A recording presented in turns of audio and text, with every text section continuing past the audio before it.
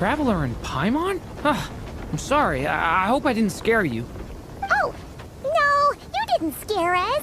Just gave us a little surprise. Looks like you've gotten even more powerful now. I don't know. It just feels like it's gotten harder to control. I didn't mean to strike so hard. I'm so relieved you didn't get hurt. It's all good. We've had worse. No, don't worry about that. It's been very stable ever since I got this body. Albedo made sure of that. What you saw just now is something that only started happening recently. Maybe I'm still acclimating or something. I'm sure it'll clear up over time. Anyway, what brings you here? Did you need something? Well... The day that the writer and the watcher crossed paths was the day that the magic known as storytelling was born. So, she asked us to come. Miss Alice? Oh, you too? I guess I really do need to work on my impression. Well, never mind that. It's been too long, Mini Durin. And please, that's Aunt Alice to you. I have brought you and the Traveler together here for a very important purpose. It has to do with your mom. My mom? Indeed, fairy tale author extraordinaire, Anya Marie Andersdottir. See, I knew this would be right up your alley. Now then, if you'll open the book, I will begin narrating.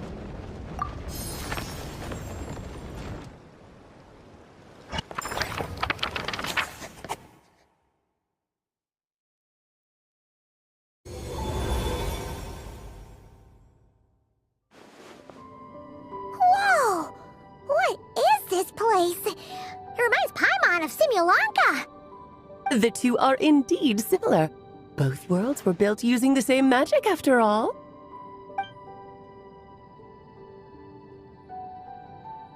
Aha! So it is Alice! Hello, Aunt Alice? Oh, no need to be shy. Just think of me as one of your mother's dearest friends.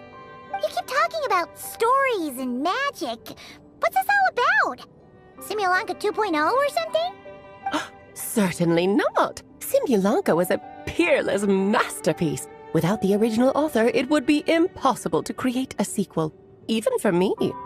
But you are right about one thing.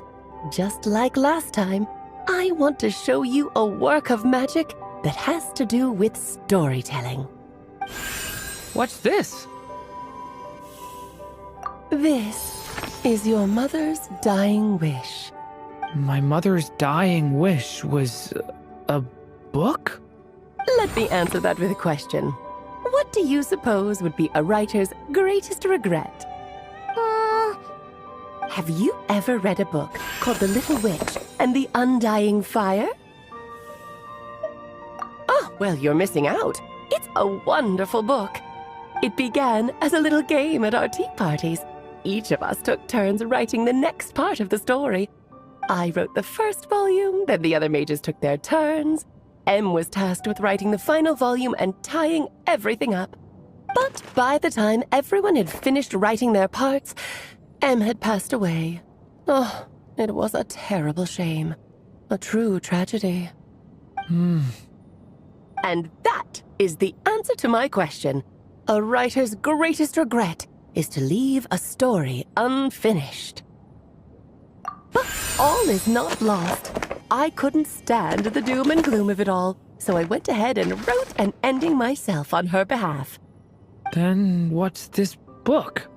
This is the answer your mother gave to the same question. In her eyes, this was her greatest regret. She made me promise that I would bring it to you, because she believed the only person who could resolve this regret is you. So my mother's greatest regret is another unfinished story? You could say that. And I guess resolving the regret means finishing the story? That's one way to put it.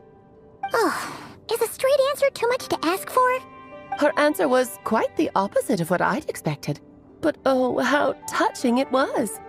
I'd love to tell you what she said, I really would. But that would spoil the plot, and we can't have that. Spoilers ruin everything. Oh,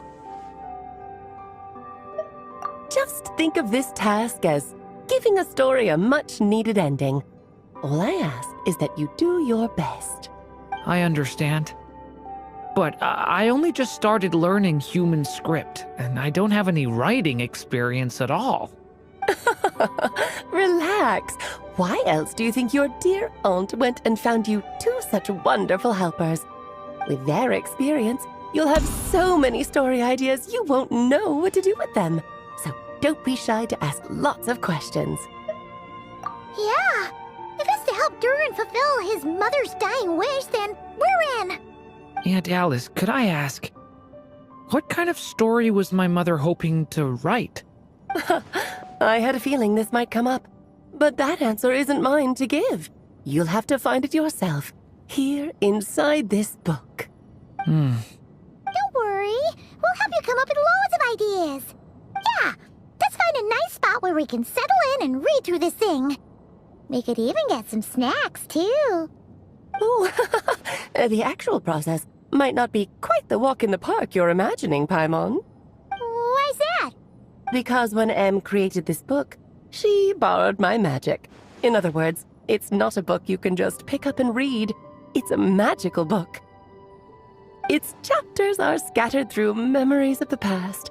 Gather them all, and the book will show you its secrets. So, where are we supposed to find these memories?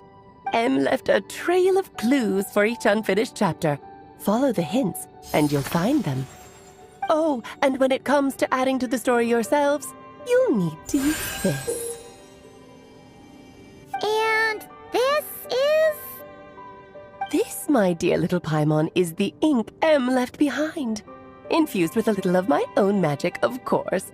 If you're planning on writing something inside the book, you'll need it. It's extremely precious, so be sure to use it sparingly. This is all that's left. So we need to search for the memories and keep an eye on how much ink we're using. It just had to be a wild goose chase, didn't it? Perhaps it's just another form of storytelling. Em was ever so creative when it came to things like that.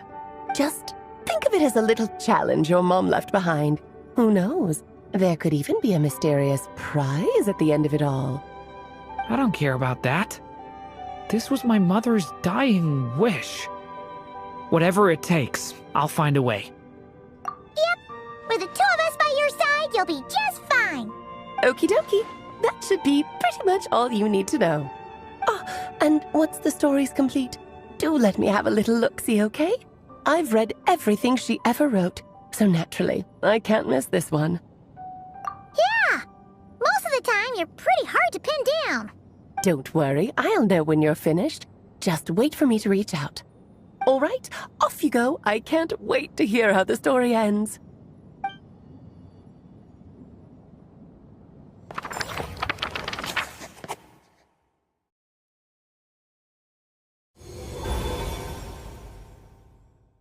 Oh, here we are again.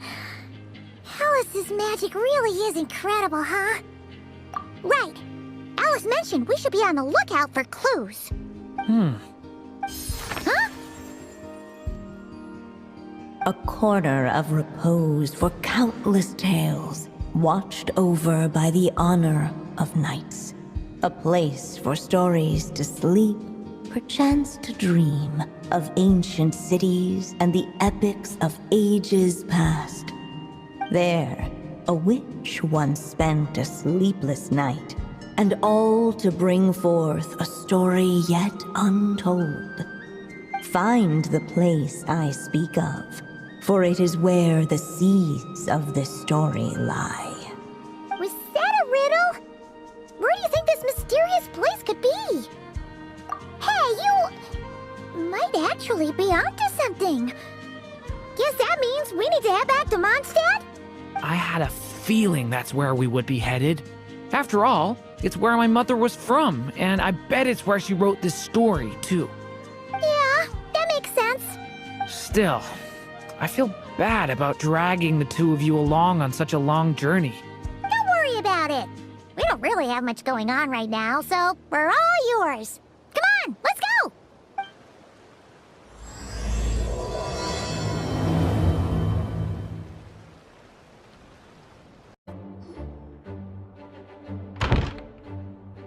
the Mondstadt Library, huh? Talk about a trip down memory lane. So we're supposed to find the seeds of the story, right? What do you think that means? Well, we're in a library, so it's gotta be books, right? But seriously, there's so many here. How are we supposed to know which ones we need? Making a racket in a library? You should know better than that. Lisa! Oh, sorry about that. Now, who do we have here? Ah, my golden-haired cutie. And my little horn cutie, too. Sorry, Miss Lisa. I know you taught me to be quiet in the library, but Paimon was just trying to help. Please don't be too hard on her.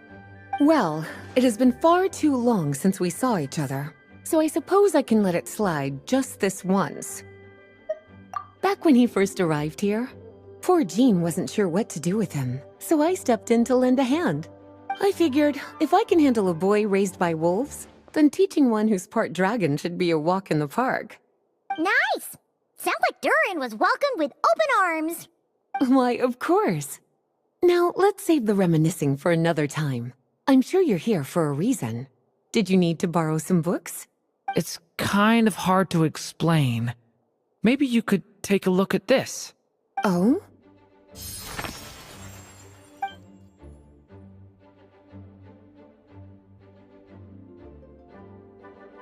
Ah, I see. These so-called seeds of the story must be the books that inspired its creation. That's just how it is with stories. They grow out of the tales that came before them. And that mage, I can almost picture her here, hundreds of years ago, scribbling away at one of these very desks. But we don't know anything about this story. How are we supposed to figure out which books inspired it? As it happens, just before I found you here, I was looking into something rather peculiar. One of the knights reported seeing some books that weren't listed anywhere in our catalog. Stranger still, just as he went to reach out for them, the books vanished into thin air. And then, a while later, while he was browsing through other shelves, there they were again. Seriously? That particular knight knows this library inside and out. I'd be very surprised if he was seeing things. Something tells me these might just be the magical books you're after. According to the report, there are 3 of these books in total. I'll be relying on you to track them down, cuties. Well, did you manage to find them?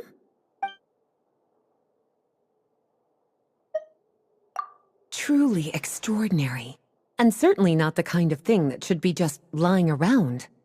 In fact, Miss Alice gave strict instructions about it. So, it's some kind of book of spells? Paimon's guessing magic this powerful should be kept a secret. It's true. This book does contain one of Miss Alice's spells. But honestly, virtually no one could actually pull it off, even if they tried. The only reason it's even meant to be in the restricted section is because we can't let Klee get her hands on it. After Klee was born, Miss Alice advised us to seal it away. She even added that little subtitle herself. So, it's to keep it away from Klee, huh? Does that mean she could use it to cause even more mayhem than she already does with Jumpy Dumpty? No, that's not it. As Miss Alice herself put it, letting Klee see it too early would spoil the surprise. Well, did you manage to find them? Well, it definitely shouldn't be here, but I'd highly doubt it's one of the books you're looking for. Because this is something Klee wrote. It's a compilation of all the best fish blasting spots around Mondstadt, as well as the most convenient places to stash her new Jumpy Dumpties. Of course, there's no way she'd get away with keeping a book like that in her bag. And she'd be in big, big trouble if Jean were to find out. Not only would the book itself be confiscated, but she'd be looking at a whole day in solitary confinement at the very least. Somehow, she figured out that the best place to hide it was right here. No place like a forest for hiding trees, huh? Now, every time it gets confiscated, she just writes a new one and sneaks it back in. Yes, so thanks for helping me find it. I'll finally be able to hand it over to Jean. Well, did you manage to find them? Well, this book has quite an obvious connection with that mage, considering she was the one who wrote it. But as one of the library's classics, its presence here is hardly unusual. It really is a must-read, so if you haven't read it yet, that's your homework, cutie. Well, did you manage to find them? Yes, this is a restricted book, all right. It certainly isn't supposed to be here. Huh. But it looks like a regular poetry collection. How did it end up being classified as a restricted book? The issue lies with one of the poems inside. You've heard of the great battle that took place on Dragonspine, yes? 500 years ago, during the cataclysm in Conria, an evil dragon descended upon Mondstadt. A fierce battle with Dvalin ensued, but in the end, the evil dragon fell, and Dragonspine became its resting place. You're talking about Durin. The Durin of Dragonspine. Well, the poem in question turns the whole battle into a dance, with the evil dragon recast as an innocent child who came here in search of friends. But given all the suffering experienced at the claws of that dragon, how could the people of Mondstadt accept such a retelling? Bards are often accused of inventing history or distorting the truth in their ballads. But this one hit a bit too close to home. And since the knights back then were unable to track down the author, they decided to ban the entire collection, blot out the title, and seal it away for good. So the version in the poem, it was all a lie? I'm afraid that question is something only the dragon himself could answer. Well, did you manage to find them? This book definitely doesn't belong here. Yeah, we could tell just from reading the title. Albedo was the one who brought it in. He suggested I place it on the restricted list and keep it sealed away. Why? He said it's full of forbidden alchemical formulas, some of which could even result in the creation of dangerous monsters. Apparently, the danger it posed was so great, he didn't even feel like it was safe to carry around or keep it in his workshop. Really? Definitely sounds like it shouldn't be here then. Still, if that mage read this book too, it must have been written a lot earlier than I'd imagined.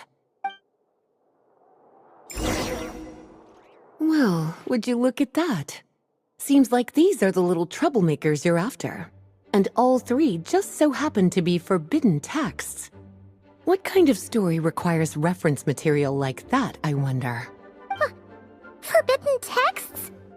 You know, the first time you mentioned that the library had a restricted section, I thought you were just trying to scare us. Are you saying it actually exists? Not really something you should be poking your little nose into, is it, cutie? Sorry. Seeing as it was Miss Alice who asked you to look for these books, I won't question the matter. But they'll need to be sealed away again once you're done, so don't forget to return them. Don't worry, Miss Lisa. I won't forget. Well then, that's all from me. After all that hard work, I think I've earned myself a nice cup of tea. Alright, we've gathered all the reference books. What's next?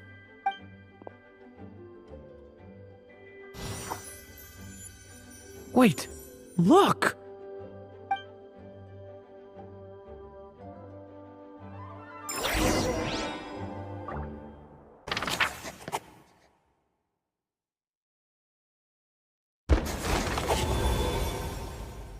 Long, long ago, an evil dragon descended upon the human world, bringing terrible calamity in its wake.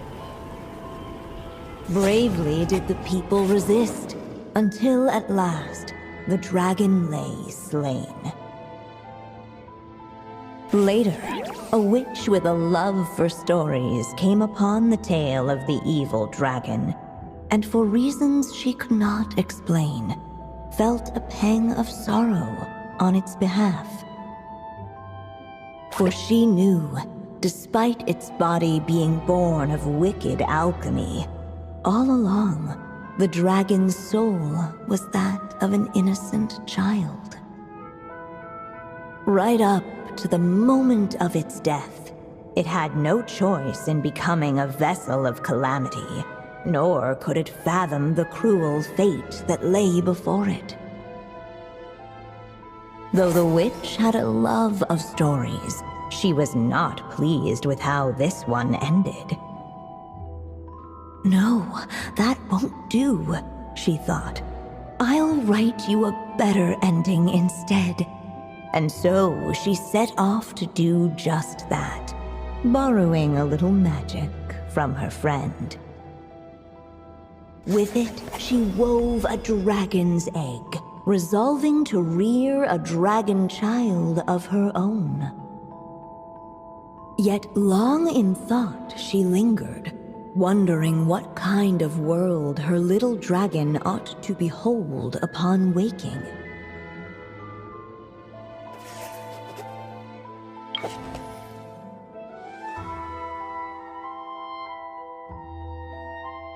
At last, she made her mind up, adorning the cradle with a wisp of woodland air. Then, she quietly waited for the egg to hatch.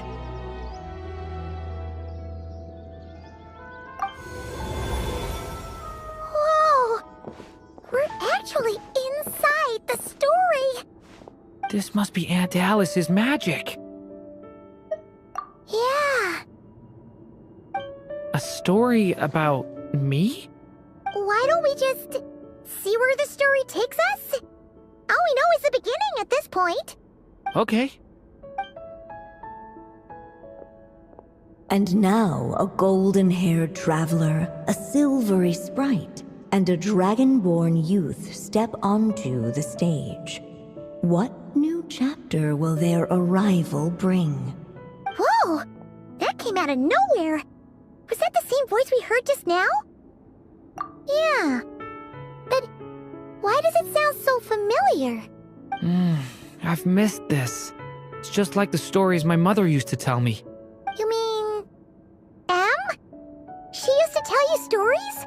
Yeah, she loved it. Back when she was still alive. Sorry, we should focus on what we're here to do. So, now that we're in the story, what's next? The dragon youth wondered aloud. Yet all he could do was wait for the story to unfold. Of course, there's something to be said for helping it along. Perhaps a little exploration could prove fruitful. Oh! Is that a hint? Yeah, I agree. Look at all these books! Guessing the witch did a lot of reading while she was waiting for the egg to hatch. It just so happened a dragon egg wasn't the only thing she was incubating here. Where else might a story be born, if not among books? Oh! This Dodoko doll is meant to be the witch in the story, right? Wait a second. All the people we've seen that look like that turned out to be mages from the Hexenzirkel. Do you think the witch in this story is one of them too? My mother had a hat just like this. Then, the witch must be M. Looks like this story really is about Durin, huh? Whether the sprite spoke true or not, it had little bearing on the story at hand. For in that moment, what mattered most was not that she was a witch, but a mother waiting for her child to hatch. Let's keep looking. This must be the dragon egg, right? Looks like it's gonna hatch any moment now. So we've got a dragon egg about to hatch, a witch who loves stories, and that evil dragon we heard about at the beginning. Yep, it all adds up. This is my story, isn't it? Okay, so how are we supposed to help the story along? It feels like all we can do right now is wait. Apparently, it hadn't dawned on the group to look for a way to help the egg hatch faster. Oh, right! We're at the point in the story where we're waiting for the baby dragon to hatch, So that has to happen before the story can continue. With the flames at his command, perhaps the dragon youth might be able to provide the egg with sufficient warmth. What? You want us to roast the dragon egg? The silvery sprite's surprise betrayed her lack of reading. For in countless tales it is told that only by fire's embrace will a dragon's egg hatch swiftly. Huh, you kinda have a point there. Okay, I'll see what I can do. Life be welcomed with tender anticipation, and may that warmth stay with it for a lifetime.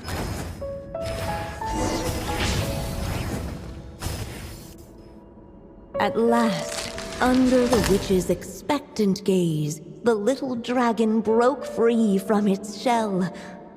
No living being has ever decided the moment of its birth. You were no exception, my child. I brought you into being because I willed it so, just like the witch who created that evil dragon. But I promise you this. Your birth was wanted. You are loved, and you will have a different fate than the dragon that came before you. You've never told me those things before, but for some reason, I always knew. Thank you for bringing me into this world.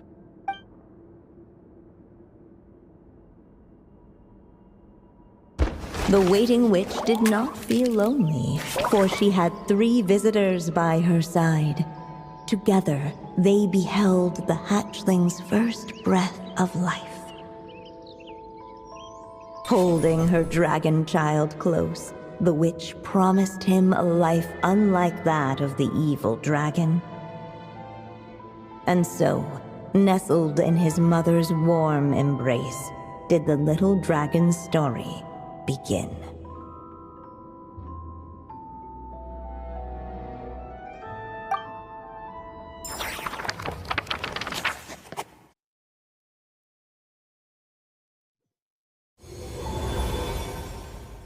Wait, isn't this Mondstadt?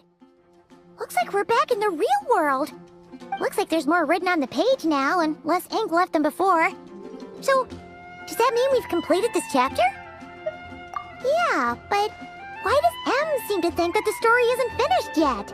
Durin broke free from the curse, came into this world with a new body, and even made a bunch of new friends. That already sounds like a happy ending to Paimon. True. Everything's always so mysterious with these mages.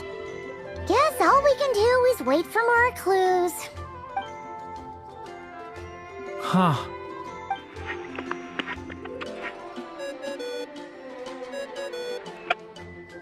Is this thing on? All right, that should do it. Hey, that's Alice's voice! Hello there, children. If you're hearing this, you've stumbled upon the little recording I left for you. I thought you could use a few hints about how the book works. By now, I'm guessing you've already begun to leave your mark on the story. You should know, however, that the book needs time to absorb the ink, so the next chapter's clues won't show up right away. Wait, so even magic ink needs time to dry? The good news is, you can return to any chapter you've already completed and continue to explore the mystical, magical storybook world you helped create.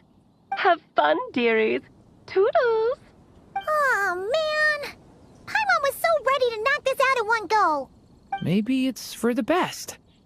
Sooner or later, we'll end up being whisked off to another world again, and if that happens, who knows when we'll be able to come back. So it might be good to take a break while we can. A break. Yeah!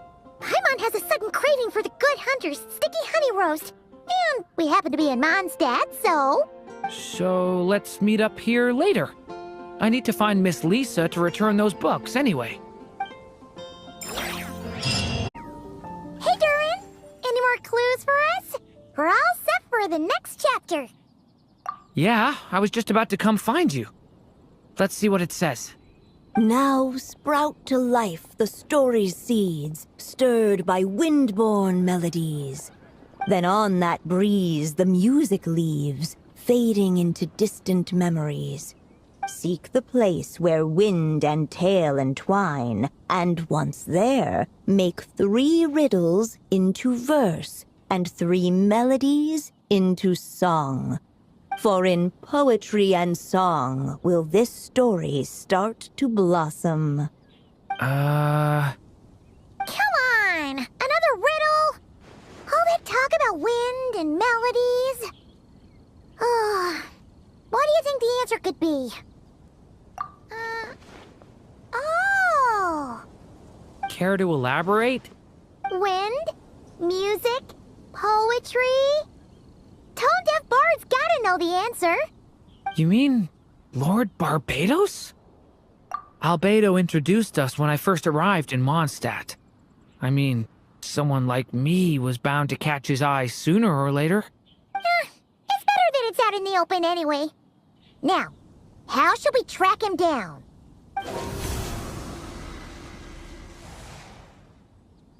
I'm pretty sure he's already caught wind of what's going on here. Why don't we just see where the wind takes us? Right. He definitely makes it easy to forget he's a real god sometimes. Traveler, Paimon! What a sight for sore eyes! And the little dragon from the fairy tale world. I heard your voices calling out to me on the wind. Something about needing help with a riddle? Sorry to disturb you, Lord Barbados. Disturb me? Not at all! To tell you the truth, I'm just as curious about this riddle as you are. Let me take a look.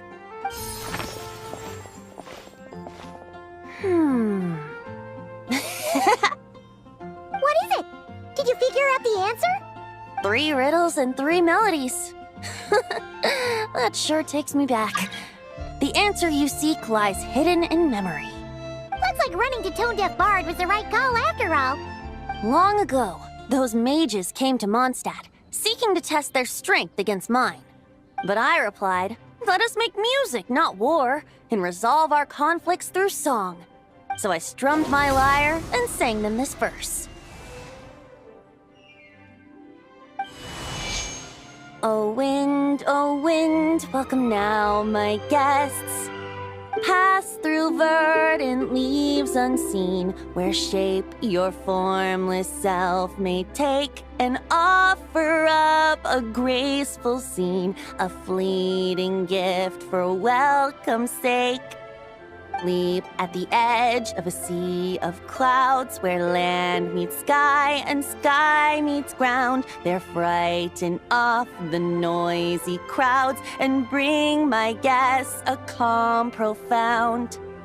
Fly beneath the stars up high, where mortal noise is swept aside, that my dear guests with starry eyes may share the dreams they hold inside.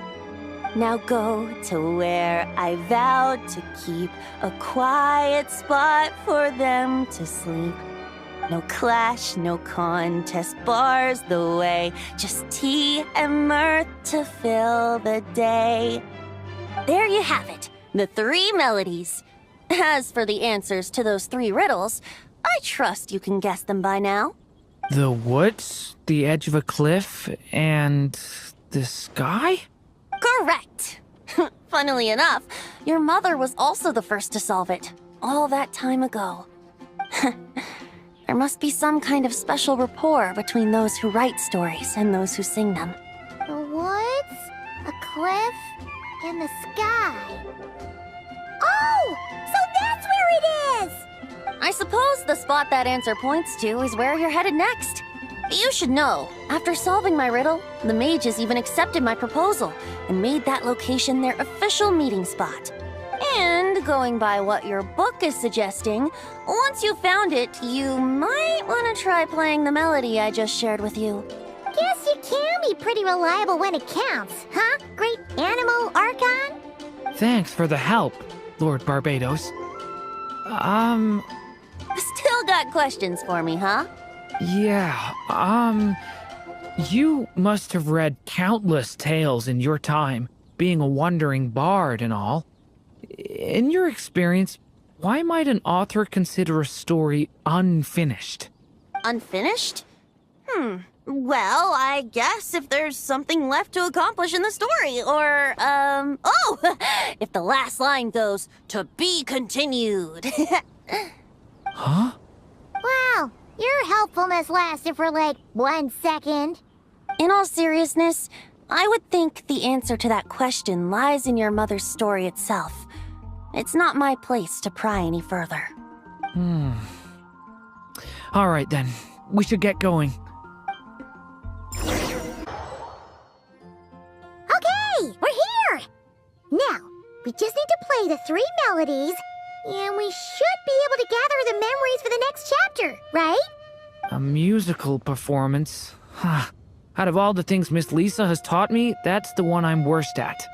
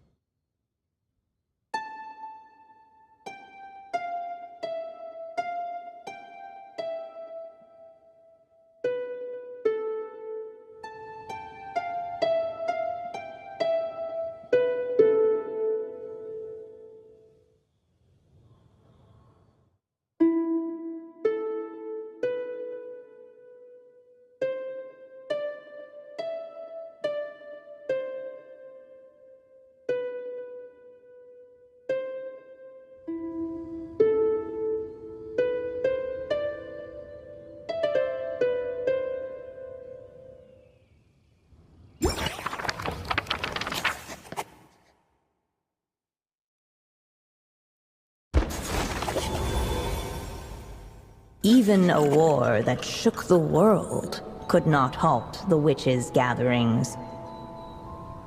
Yet even so, with the passing of time, 3 of their teacups no longer came to be set.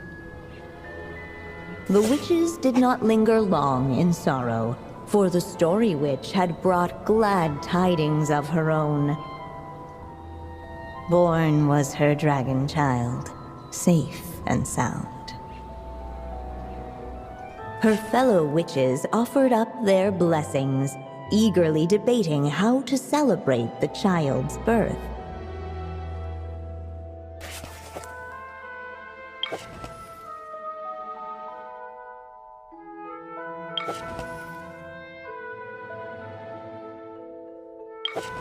In the end, they settled on the sweetest candy they could find.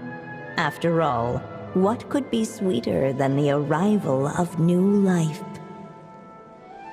And so, the witches' gathering turned into a birthday celebration.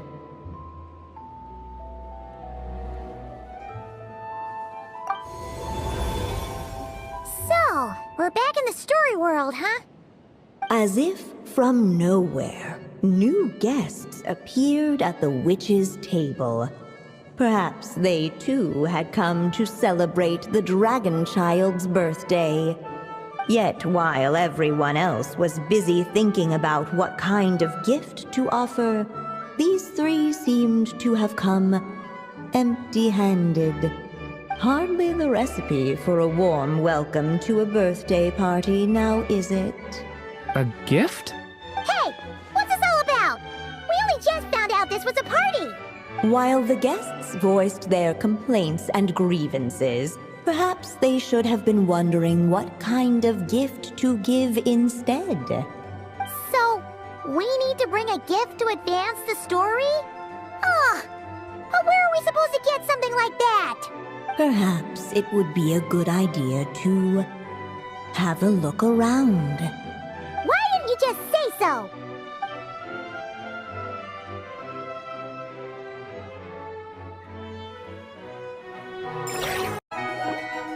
Hey, is that the other Durin? Hey, Mini Durin! Nope, no reaction. Seriously, did he doze off at his own birthday party? Brought to life by the witch's magic ink, the dragon child played with animated glee each time the tip of her pen danced across the page. Yet she could not spend all her time writing. For the upcoming witches' gathering, she had no choice but to set down her pen. But before doing so, she wrote one last line. So did the child drift off into blissful slumber. Well, that's a bit convenient. Strange. I don't remember ever being at any of the mages' gatherings. When exactly was this birthday party supposed to have happened? No wonder you don't remember. From the looks of it, you were probably fast asleep at the time. The witches went on chatting away, ignoring the empty-handed guests.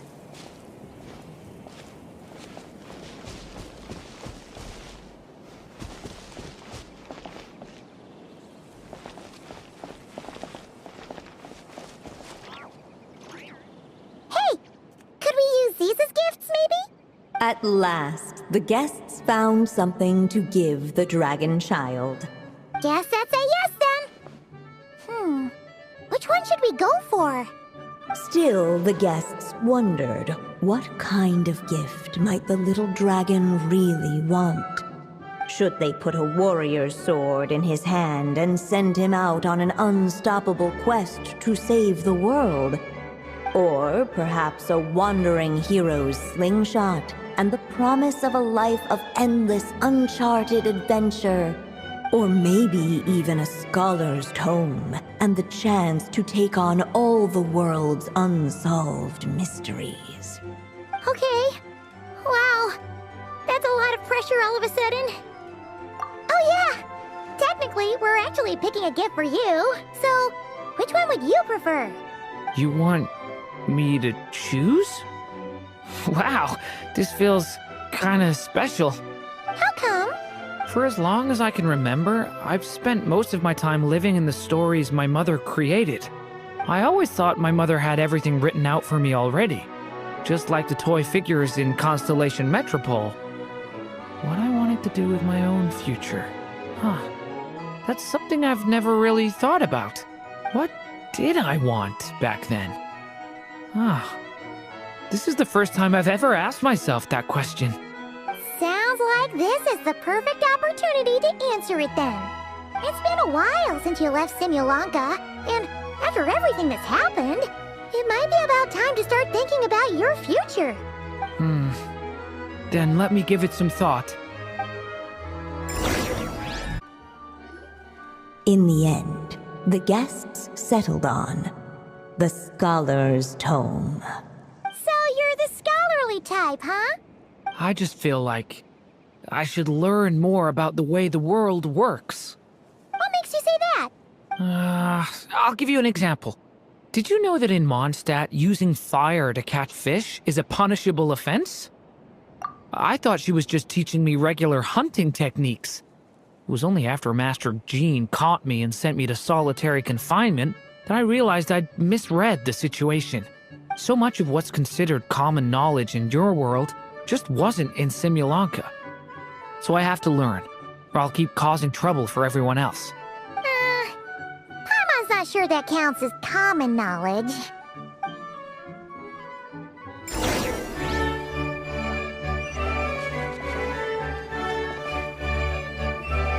Alright, they should let us in now that we've got a gift, right? Hello there. Brought a gift this time? The newly arrived guest presented his gift, wishing the little dragon a future as a wise and accomplished scholar. Accepting the guest's blessing, the story witch invited him and his friends to take their place around the table. Finally, she could introduce them all to her dragon child, telling all in attendance about the moment of his hatching, and of course, the name he'd been given.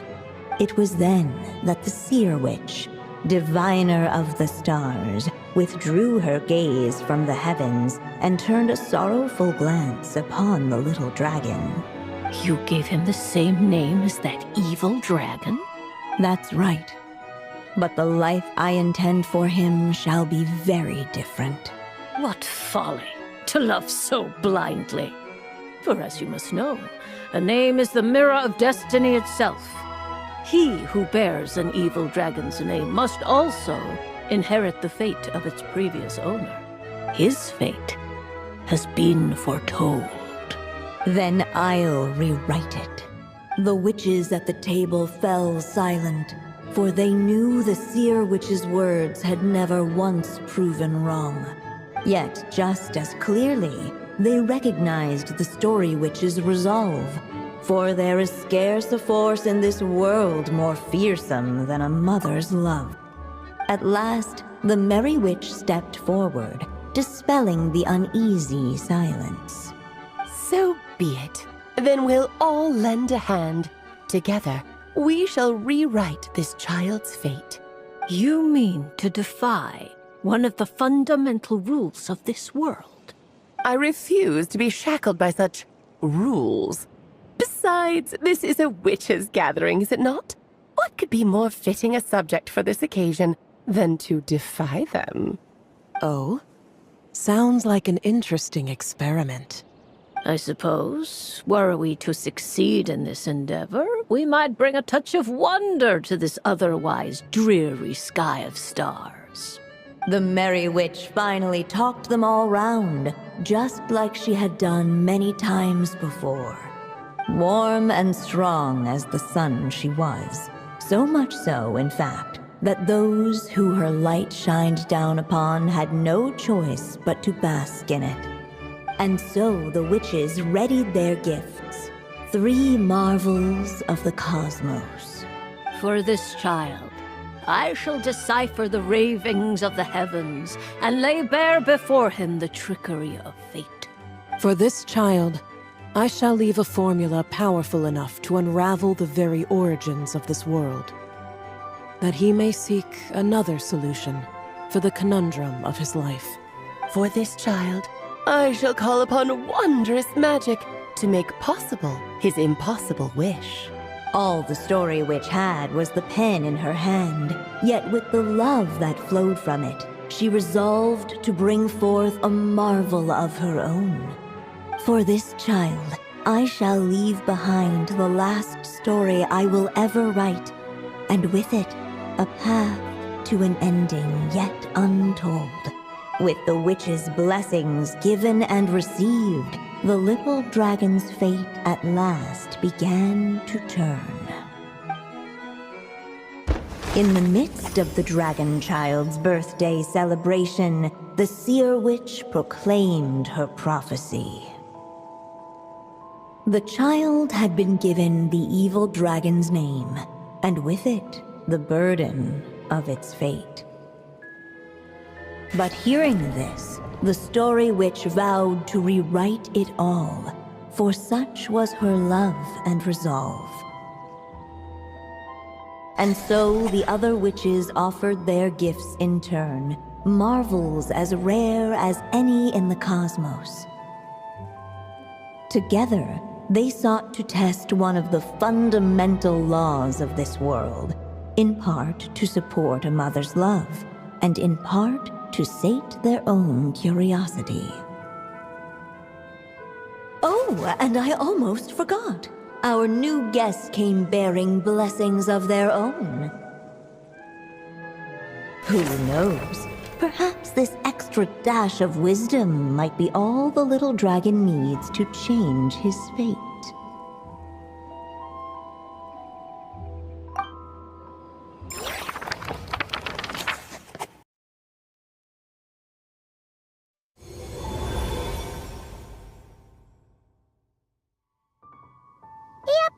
Looks like we've completed this chapter, too. Those witches in the story were the mages of the Hexen Circle, right? They sure seem to care a lot about you, Durin. But, Paimon kinda had trouble following their conversation. Just a bunch of mystery, as usual. The evil dragon's fate. Oh, is that what you're worried about? But didn't we already take care of that? Ah, the mages must have had a hand in that, too. Also, I was just thinking, which part of the story are we even meant to be completing? Oh, it feels less like we're filling in the gaps and more like we're adding something new altogether. But we use the ink, right? And the book hasn't given us any more clues, so that must mean our task is complete. At least for now. Yeah, I guess we're doing something right. Maybe I'm overthinking things. It's just, this is my mother's final wish, so I don't want to mess it up. Anyway, thanks for all your help. I'll let you know as soon as the book reveals a hint about the next chapter. Okay then. See you in the next chapter. Some say the god of fate calls the outcome of every dice roll before it's even made. And that's why the secret to winning a lot of games is having that god on your side. Your luck is amazing, Kaya. Your turn. Give it another shot. Fear not, O Crimson Dragonborn, for I, the Princess of Ertalang, have bestowed upon you the benediction of the midnight hour, and with it you shall surely smite this usurper. Mein Fräulein means to say she's rooting for you in secret. Oh, and that you must, at all cost, defeat the one who snatched her limited edition card back.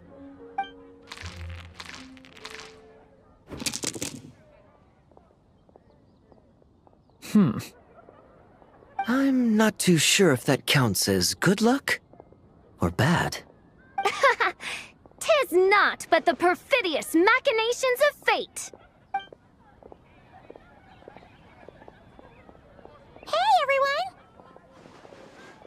Miss Honorary Knight and Paimon, you're back! It's good to see you, Honorary Knight. Mein Fräulein is quite invested in the outcome of this match, so please, allow me to extend greetings on her behalf. Of course. But if you're all playing cards, how come you're not over at the Cat's Tail? There's something about our horned friend over there that seems to frighten off little animals. Could be because he used to be a dragon. Normally, the animals just steer clear of him, but in the close confines of the Cat's Tail, let's just say, the feline residents probably consider it their turf.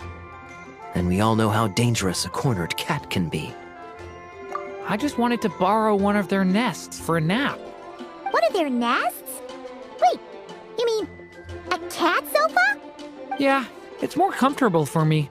I can stretch out just the way I like. But it turns out the Black Cat and his minions are quite territorial. Luckily, Miss Diona helped smooth things over, and they finally agreed to let me use one. But, I only get to use it after dark. Oh, Diona stepped in! You know, underneath it all, she really does like helping people. The more likely reason is because Durin won't touch a drop of alcohol. As far as Diona's concerned, that pretty much makes them two peas in a pod.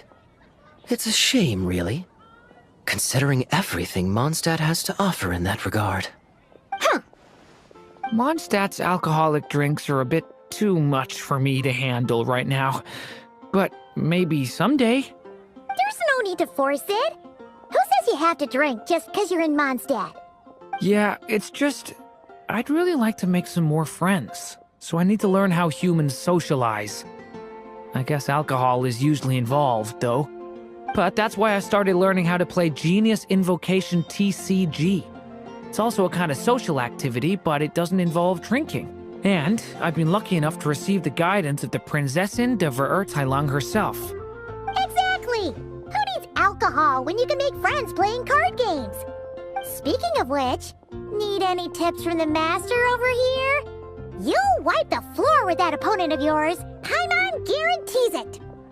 Unfortunately, with the luck he's having, not even that legendary card master from Sumeru could turn things around at this point. Yeah, that last roll wasn't great. But who knows? Maybe you'll have better luck next time? He keeps getting the exact same roll over and over. This is the third time already. If there really is a god of fate, They could have cut this kid a bit of slack. Like, I don't know, make it possible for him to roll at least one other side of the dice? I think I've lost. Must even a dragonborn, sanctified by the power of benediction, succumb to fate's insidious snares? Don't be sad, Durin. You'll definitely win the next round. You can even borrow Dodoko if you want. Mom says she brings good luck. Thanks, Klee, but there's something more important I need to take care of now. Oh, okay. So, the book's given us another hint, right? Yep, and I think I've guessed where we're headed this time. Come on, follow me.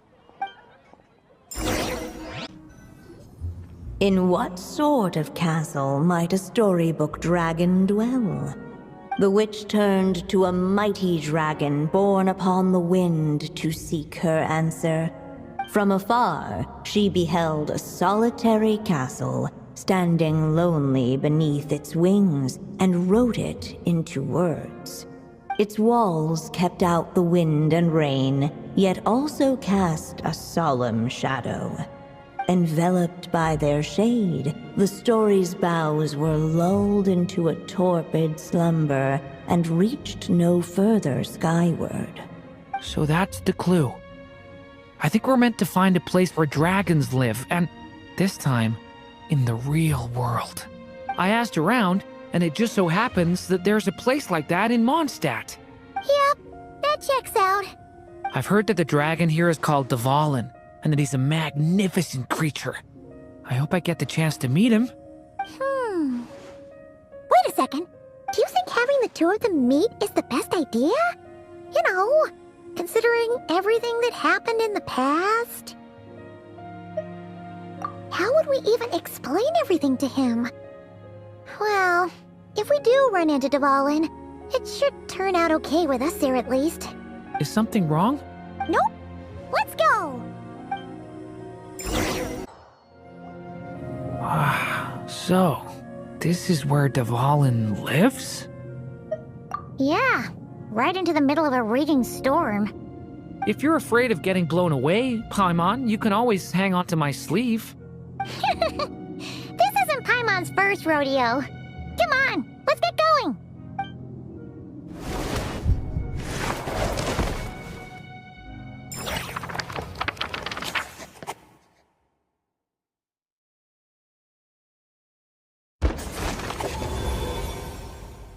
The little dragon grew with each passing day, and the story witch, who loved him dearly, built him a big, beautiful castle. Yet in the end, she herself succumbed to time's merciless march, setting forth on a journey to a place beyond even the stars. All of a sudden, the little dragon found himself alone. He tried leaving the castle to make some new friends. But already he had grown the claws and scales of an evil dragon, just as the prophecy had foretold.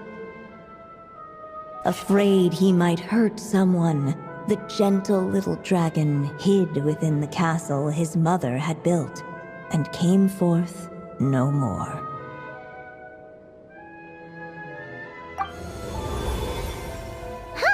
Looks like we're back in the story world. And from the sounds of it, this chapter must be about Simulanka, right? Yeah, like the fairy from the Forest of Blessings, the king of Constellation Metropole, that cat lady who turns into a box. Ah, yep. That would be Nilu, Navia, and Kirara. Oh, and there's Hat Guy, too. Only lately, whenever I see Hat Guy, I get this strange feeling. What kind of feeling? It's like there's something on his mind. He hasn't told me what it is, but I can sense it all the same. Well, he's always been kind of broody. I guess I should focus on fulfilling my mother's final wish for now, though. Yeah, we should get started on this chapter. So, Let's track you down and free you from fate's curse once again! That day, a small band of adventurers suddenly arrived beneath the castle walls. They promised to help the little dragon cast off the curse of fate. Yet as they stood beneath the castle walls, it appeared they had no idea how to even begin. Hey! Instead of making fun of us, how about giving us a hint? The little dragon had shut himself inside the tall tower at the castle's center. Anyone who wished to reach him must traverse the barriers that wall off his heart, for there is no other way. Looks like we're in for another long one. Let me try something. Ooh, do you have an idea? If that little dragon in the tower used to be me, then surely I'd know how he shuts people out better than anyone. Come on, follow me. Telescope. I've seen magical tools like that before. It should...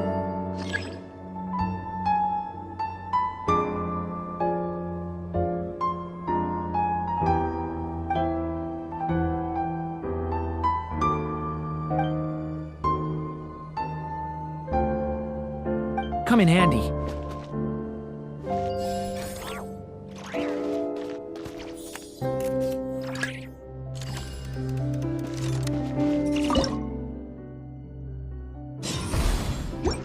Whoa!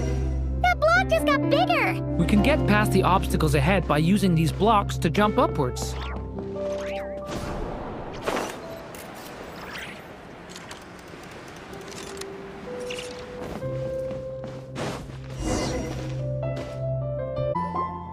Wait, is that? A little pixie that can fly. Are you here to help the dragon break his curse too? Oh, what's this? More brave adventurers bold enough to set foot in this castle? Come, join the ranks of your liege's guard. Nilu and Navia! Nilu? No. I'm a flying squirrel fairy. And I'm a giraffe king. Not this Navia you speak of. That's right. Oh, and don't forget Catbox Lady. Are you friend or foe? Friend! Definitely friend, Miss, Catbox Lady? Yeah, Simulankha is a big part of Durin's story. So, guess it's no surprise the people we were with there would make an appearance. Okay, I think I get it now. Flying Squirrel Fairy, Giraffe King, Catbox Lady, please follow me. The shadows cast from the high walls of the tower were manifestations of the dragon's loneliness, barring the path of any visitor who wished to be his friend. The group of brave creatures sought to aid the little dragon in lifting his curse, yet without light to lead the way. The group was trapped, waiting on a miracle. These shadows are blocking our path. It seems like the little dragon is afraid to meet us. If only we had more firelight. But you three don't seem to fear these shadows. Why? Because I carry more than enough firelight for all of us. Besides, even though we're here to complete the story, who says it can't look a little different this time? Before I met you all, I was so sure I'd never make a single friend. I pushed away anyone who tried to get close, until some kind of miracle brought you to me. This time, allow me to return the favor. I'm not sure I followed all that, but you want to help the little dragon break his curse too, right? Yes, so please, come with me.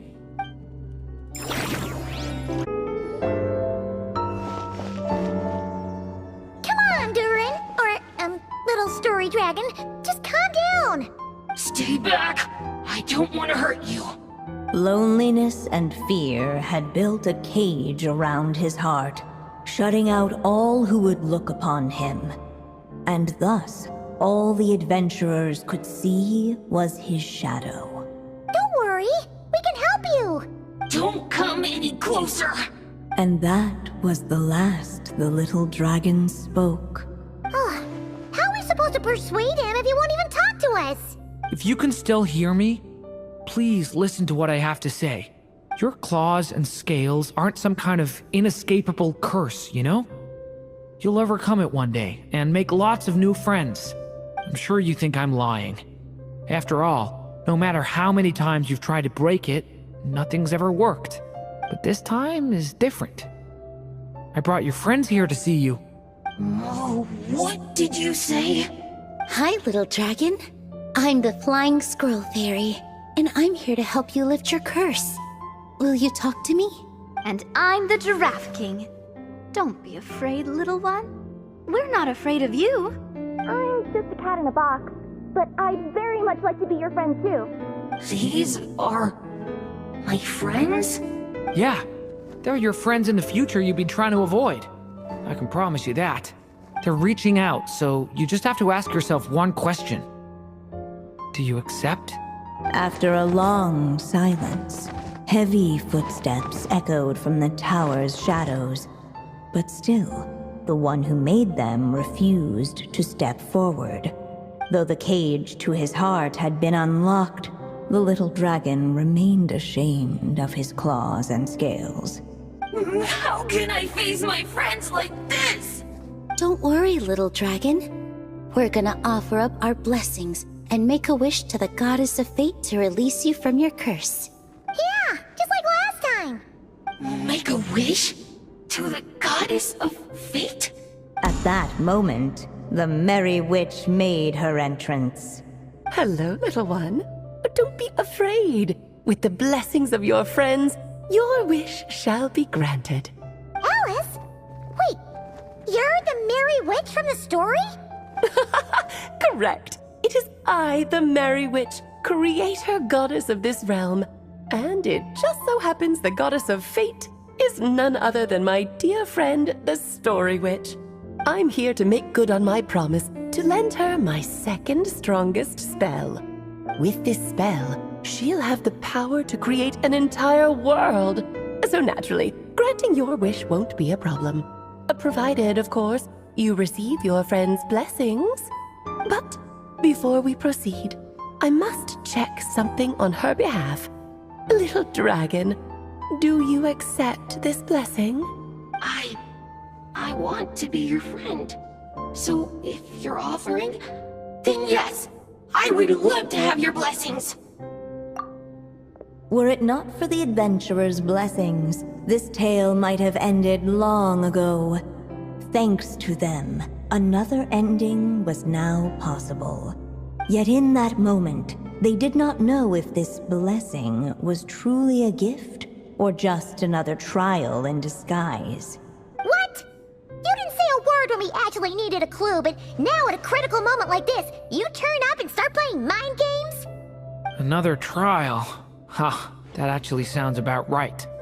Be it the fictional problems of Simulanka or unavoidable conflicts in the real world, if you think about it, that's what they've been all along. But if it wasn't for those trials, I never would have met any of you. So, despite all that, I'd still like to give my blessings. That's the spirit! Come on, Durin! Let's help you make your wish come true again! On behalf of both my past and present selves, thank you, my friends. Fortunately, a brave band of adventurers heard tell of the little dragon's story. Determined to lift his curse, they fought their way through countless trials. To help him, they offered up their blessings and made a wish to the goddess of fate. At last, their wish was granted. Shaking off his scales, the little dragon stepped out of the tower's gloom. But his time in the world beyond the castle would soon teach him this gift would bring blessings and trials of its own.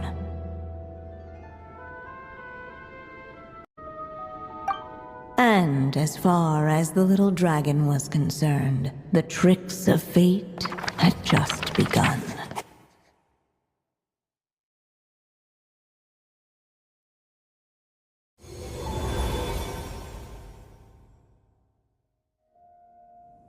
So, Durin's wish came true, just like it did before.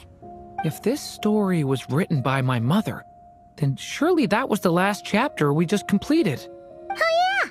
So, in other words, we finished it. Looks like that's a wrap on Alice's task, and there's even some ink to spare. Guess we'll have to wait for her to make contact, like she said. So, my mother's final story has finally come to a close. Sounds like you're a little sad to see it end. Back when I was still living in Simulanka, I was always under the illusion that my mother had never truly left. Every day I spent immersed in that world. It felt like she was right there by my side, still reading me bedtime stories. But now... Durin! That's right! And you've got so many other friends waiting for you back in Mondstadt! Yeah. Speaking of which, after all that flying around, Paimon's starting to feel hungry again. So, why don't we head back to Mondstadt? Perfect excuse for a big meal with the rest of the gang. Now that you've fulfilled your mom's final wish, a little celebration seems in order, right? It's just a pity we never got to see that big, beautiful dragon. You were really looking forward to meeting him, huh? He might not be here all the time, but Paimon's sure you'll get a chance at some point. Alright, no worries. Anyway, since this feast is to celebrate me fulfilling my mother's final wish, I guess it should be my little treat. Pretty sure that's how humans do it, right? Nuh-uh. This one's on the Traveler and Paimon. Celebrating each other's achievements is what friends are for. Honestly, when it comes to who treats who, human rules are so complicated. See? He wants to be friends with you too. But the moment hasn't come. At least not yet. In any case, the story should have a better ending this time, don't you think?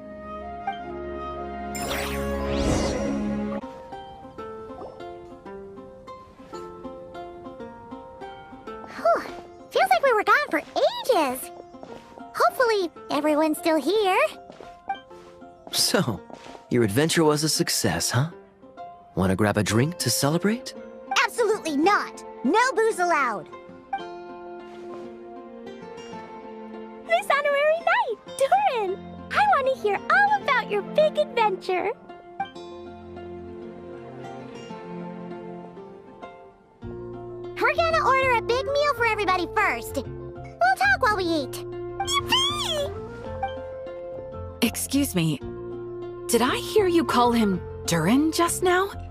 But wasn't Durin the evil dragon that fell on Dragonspine? Come on, miss! This Durin isn't that evil dragon from Dragonspine. Albedo said... well, it was kinda confusing. But anyway, it's super cool! Oh, is this your first time meeting him, Marjorie? No wonder you're getting him confused. Still, even if you hadn't met him yet, shouldn't you have heard about him at the very least? At this point, pretty much the whole city has.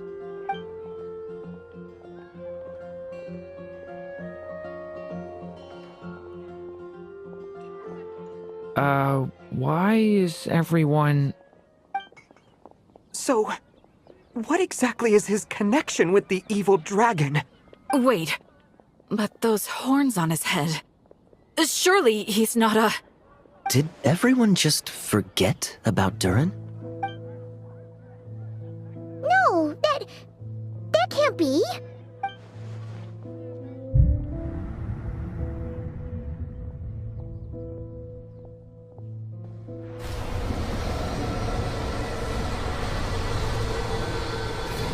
The tricks of fate had just begun.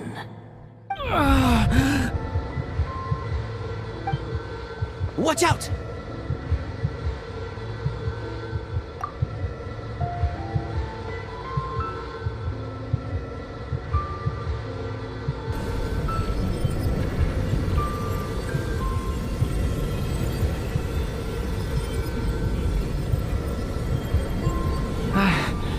No one got hurt.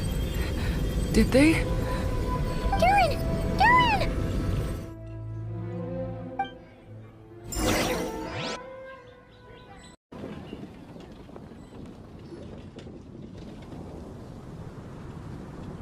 I just had Barbara check him over. He's not badly hurt, but he seems to have burned through a lot of energy fending off some kind of dangerous power. He'll need some time to rest before he wakes up. So, can someone explain what's going on here? It seems like, aside from Durin's close acquaintances, the people of Mondstadt have forgotten everything about him. How could that even happen? Worse still, the abyssal power within him is showing signs of extreme instability. Could be a separate issue, though. I'm not sure. If the abyssal power inside him spirals out of control, Mondstadt will be in grave danger. I completely agree. All right then. As acting Grand Master, I'll send a letter requesting Albedo's immediate return. Until then, the Knights will watch over Durin.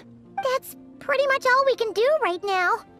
Also, allow me to look after this book for now. If you need to consult it, just drop by my office. Do you think the book might have something to do with what's happening? It's just weird that Alice still hasn't contacted us. Maybe we should head back inside the book and take another look.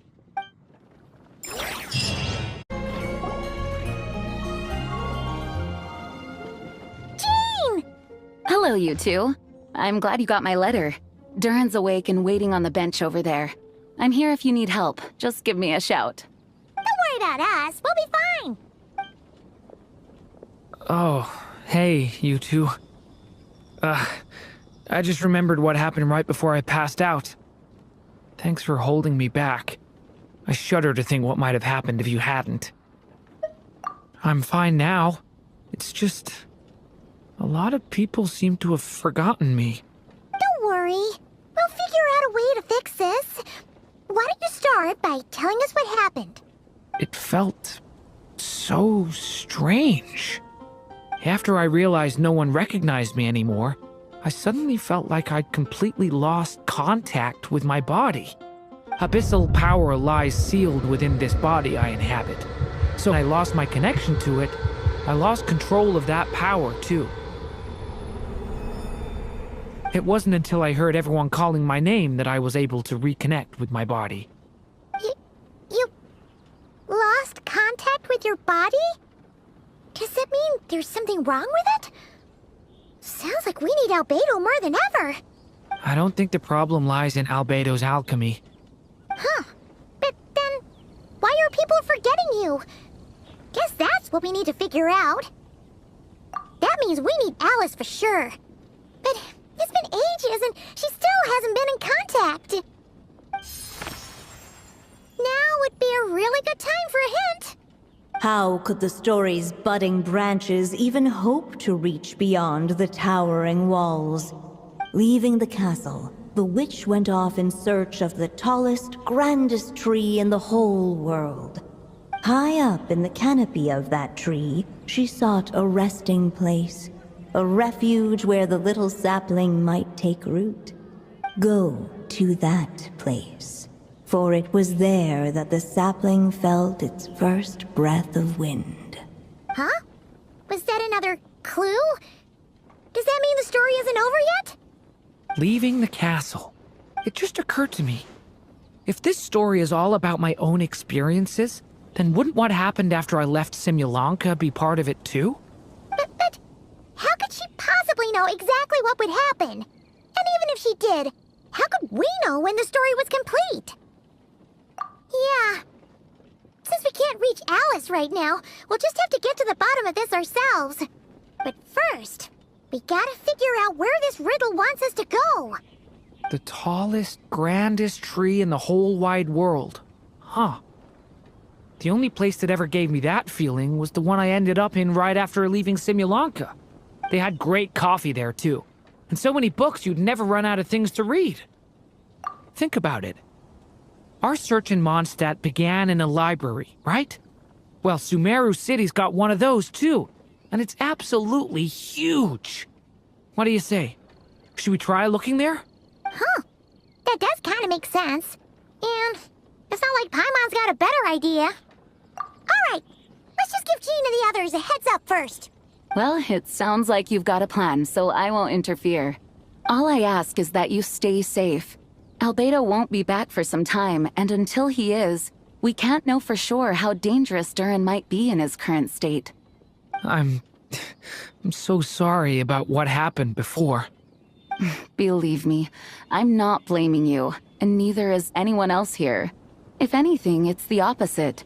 We're all just worried about you. Worried? About me? Come with me. I want to show you something. As soon as they heard you were awake, they all hurried over to see how you were doing. You all came to see me? A little birdie told me you're working on finishing a storybook. So maybe all those people losing their memories is just a plot twist, waiting to be resolved. Miss Lisa, you always seem to know how to put my mind at ease. Please, everyone, don't worry about me. When I get back, I'll find a way to complete my mother's story, and the one we started, too.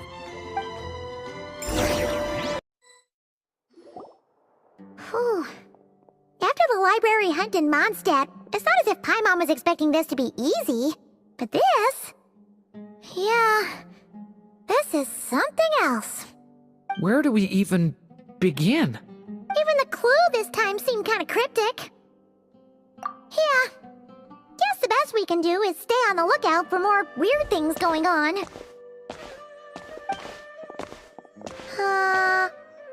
Huh? Sorry, what was that? I'm here to return Volume 5.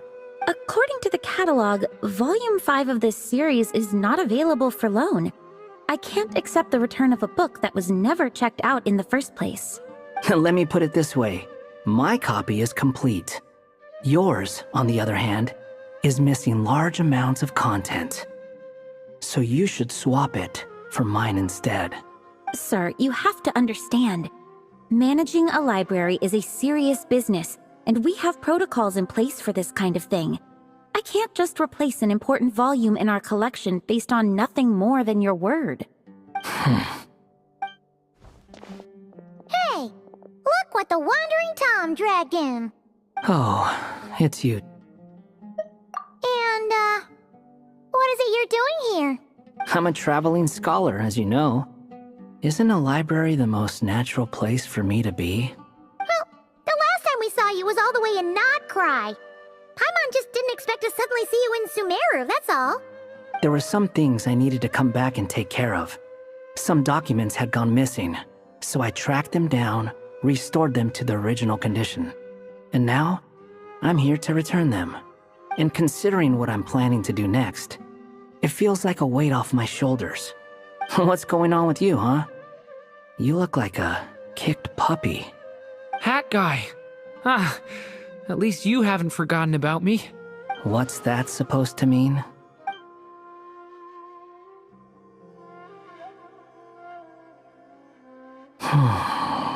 So it's been getting worse. Sounds like you know something we don't.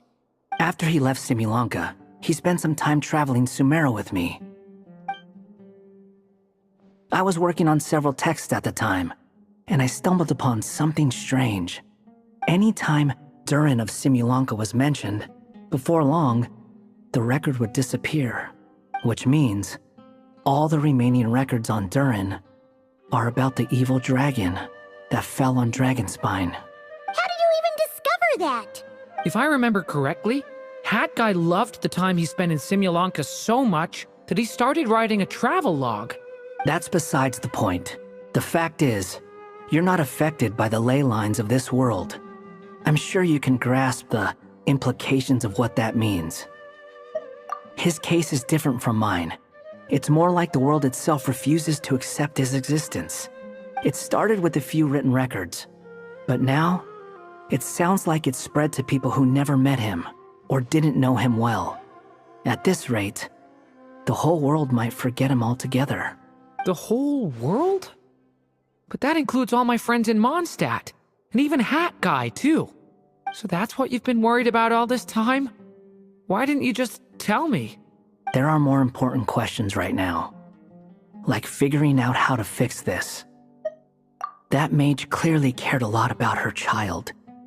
She left that book behind for a reason. If you want answers, isn't that the place to find them? You think that didn't occur to us already? Problem is, we need to find the memory that unlocks the next chapter first. Mind if I take a look? I just want to know what secrets this book is hiding. Besides, I've run into a bit of red tape, so I've got time. Of course. Be my guest. So, the memory we've been looking for was about you all along?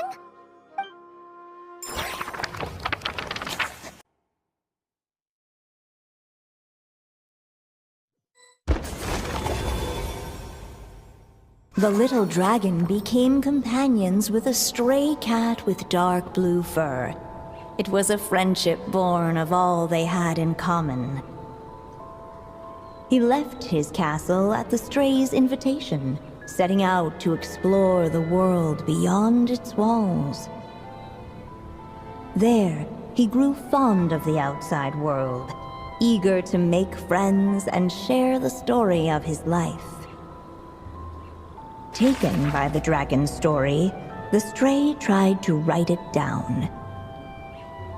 But he soon realized that no matter how he tried, it would always warp into the evil dragon's tale.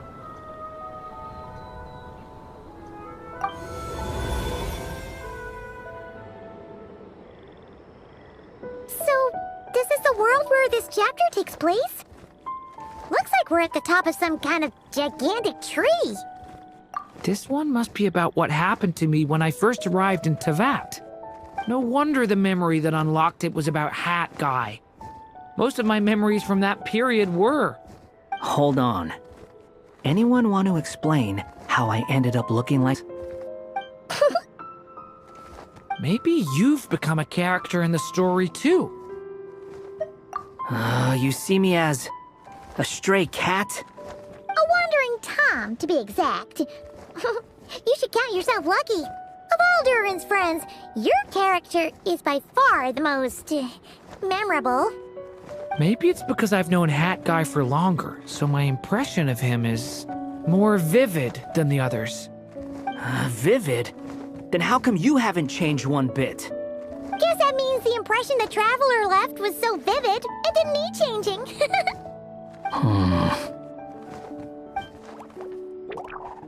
Hello, everyone! Ready for today's adventure?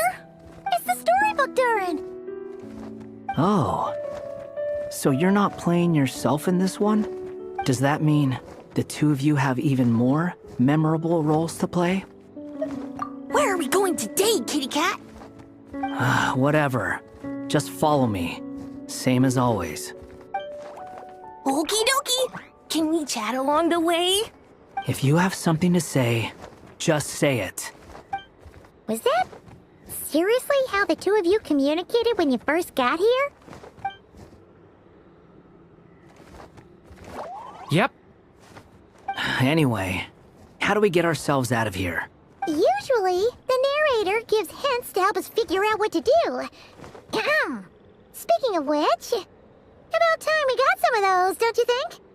The story's vines had woven themselves together into a giant tree, the boughs of which a little storyless dragon now paced, homeless among its leaves.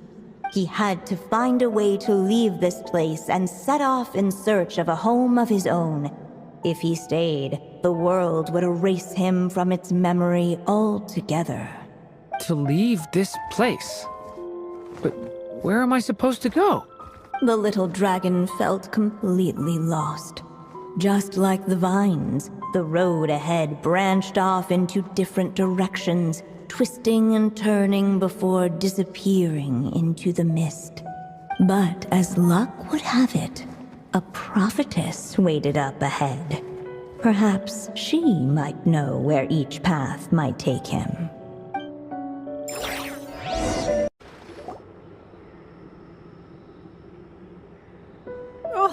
You must be the little lost dragon. It's true. My friends and I are lost. This meeting was no accident. The prophetess was in fact the seer witch, here to present her promised gift. The seer Seer Witch. Oh yeah! That's Mona's teacher, right? The old hag?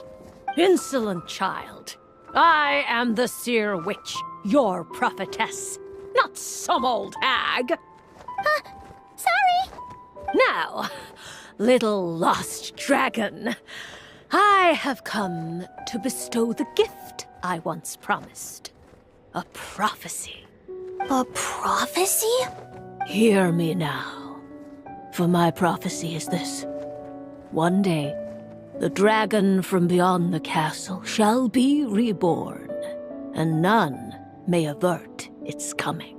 The wind took the prophecy and swept it off into the distance.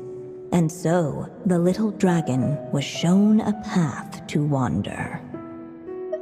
As far as I remember, once that alchemist from Mondstadt learned about the prophecy, he chose to stand with you against the evil dragon. So, what does any of this have to do with you being forgotten? Oh, wise witch of prophecy! Could we trouble you with another question? As enigmatic as she was elegant, the Seer Witch spoke no more, for her thoughts had long since returned to the starry firmament above. Just when we actually needed her. The Seer Witch was my mother's friend, so the prophecy she just gave should turn out to be helpful. Well, it's not like we've got better options. But, if all we need to do is leave this place, which path should we take? Why don't we take a look around?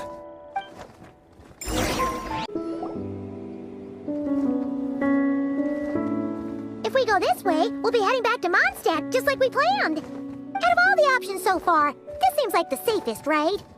At least we know what happens next. He helps stop the evil dragon from returning, gets a new body, makes a whole bunch of friends, who all just forget about him. But you didn't forget, Hat Guy. I'm just saying, choosing this path wouldn't solve the main problem. You'd still end up being forgotten. Huh. I'm not against choosing this path. I just wonder what secrets it might be hiding. Let me think about it. Able to preserve his story, the little dragon wandered astray. Fortunately for him, a certain prophetess had left behind a prophecy to guide him. The wind took the prophecy and swept it off into the distance, and so the little dragon was shown a path to wander. Following the wind's guidance, the little dragon made his escape.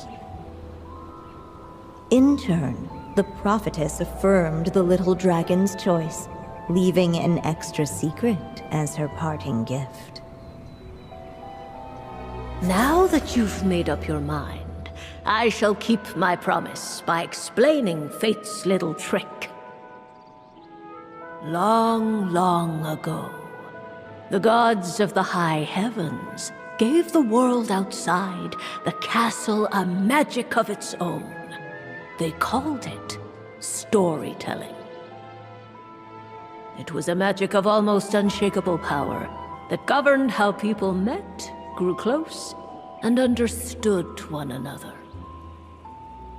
Each person had a story meant for them and them alone, one whose ending was written in the heavens long ago. In truth, your story and the evil dragons are simply two versions of the same tale, and that is something the magic of storytelling cannot abide. Beyond the castle's walls, your story cannot take root, for the evil dragon's tale has done so already.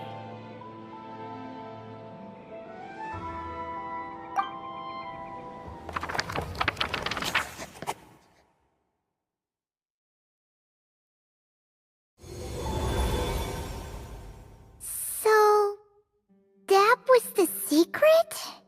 Huh. You still don't get it? Simulanka Durin and Tevat Durin share a special kind of connection. Their fates are mirror images of one another. While they were in two separate worlds, there may have been some mutual influence, but their fates were independent. But when Simulanka Durin came to Tevat, a version of his fate already existed there. So, how can two fates exist at the same time? The answer is, they can't. The rules of this world don't allow it. You can't return a book you never checked out in the first place. So, what's Durin supposed to do? Those mages seem to have come up with quite the ingenious solution.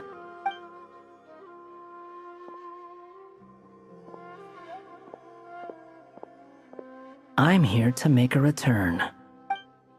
As I said, there's no record of Volume 5 of this series ever being checked out. Then just think of this as Volume 6. Based on what I know, the author was planning on publishing another volume anyway. The catalog does have a slot reserved for Volume 6. So, this is it? Sure, let's go with that. All you need to know is, I'll be the one writing this series from now on. You... What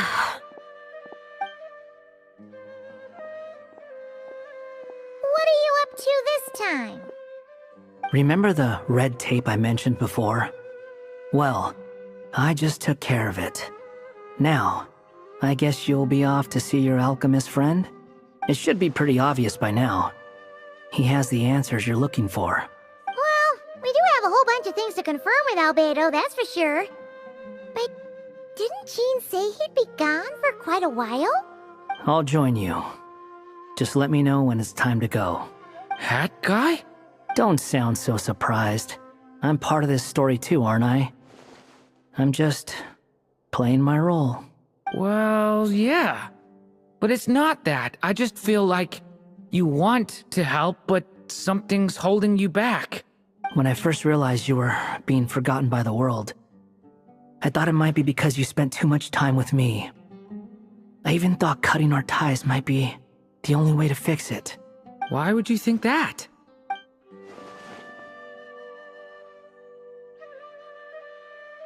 It doesn't matter now. Judging from the answer this book has given us, I was probably overthinking it. Just as well, with the ley lines rejecting him like this, the people who still remember him are his only remaining connection to this place. If that last fragile tie was broken, who can say what devastation his unbound body might unleash? And to think I'm one of the people keeping you here, instrumental in helping change your fate. Can't say I saw it coming. Well, if it's good enough for Hat Guy, it's good enough for me.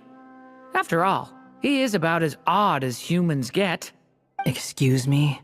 With some people, even if you try asking a simple question, they'll always give you a complicated answer. And the more you ask, the more complicated it gets. Truth is, Hat Guy's just that kind of guy. Whatever. All I needed was a yes or no, so we can quit it with all the back and forth. So this is the other Durin, huh? If this had been the dragon that ended up being revived in Mondstadt, there's no telling what kind of calamity that people would have had to endure. So, if you think about it like that, Durin's actually a hero. No, I'm just a little envious, that's all. Not everyone gets a chance to be a hero. Actually, most of the credit belongs to Albedo. Then again, barely anyone even remembers you at this point. So I guess there's not much left to envy. Ah, so you three still remember Durin. Looks like the memory loss hasn't spread to close friends. Yet. I guess that means my memory of you must still be complete as well. Albedo. You're finally here! Oh, boy, do we have a whole pile of questions for you! Oh, you're here too? I think I've pieced together some of what happened to him. But what's your take on things?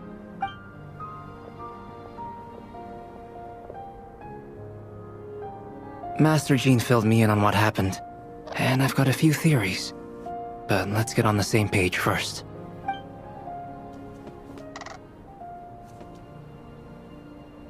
Well, physically, he's doing fine. His body is holding the abyssal power at bay. And there's nothing whatsoever to indicate any risk of collapse. So, from an alchemy point of view, there's nothing wrong with him? The issue isn't so much that the abyssal power within him has gotten out of control. It's that the connection between his will and body is fading. If he ends up losing his conscious will, his body will fall back on its biological instincts. And that's when the abyssal power within it will take over. This book mentioned a witches' gathering. It seems like quite a few of these witches got themselves involved in Durin's case. Which brings me to my theory. Bringing fairy tale Durin into this world to replace the Durin on Dragonspine means using one Durin's fate to overwrite the others. But the power of alchemy alone would not be enough to pull off such a feat. It would have required the combined use of Miss Barbeloff's astrology, my teacher's alchemy, and Aunt Alice's magic. After learning of Miss Barbeloff's prophecy, Durin and I finally came up with a way to settle the Dragonspine Durin problem for good. And I took care of the alchemy side of things, which, looking back on it, seems to have been a part of their plan all along. So now, there's only one thing missing. As for the fate theory our friend in the hat just mentioned, I still can't figure out how any kind of magic could possibly influence the fate of Tevat. But I'm certain that the answer lies within this book. So, the reason Alice had us complete this book was to make that magic possible? A form of magic powerful enough to rewrite fate itself. Well, we've no time to lose. I just need to take a look at the book. The next part of the story most likely relates to me, so the memory that unlocks it must be connected to me too. Huh? The giant tree was home to a broken branch, the shape of its splintered arm aligning perfectly with the branch that had burst forth from the castle walls. Join yourself to that broken bough, for there you may take root at last, and henceforth bask in the sun and rain of the world beyond the castle. But first, fetch the stickiest clay and let it bind the scar of the break. I see.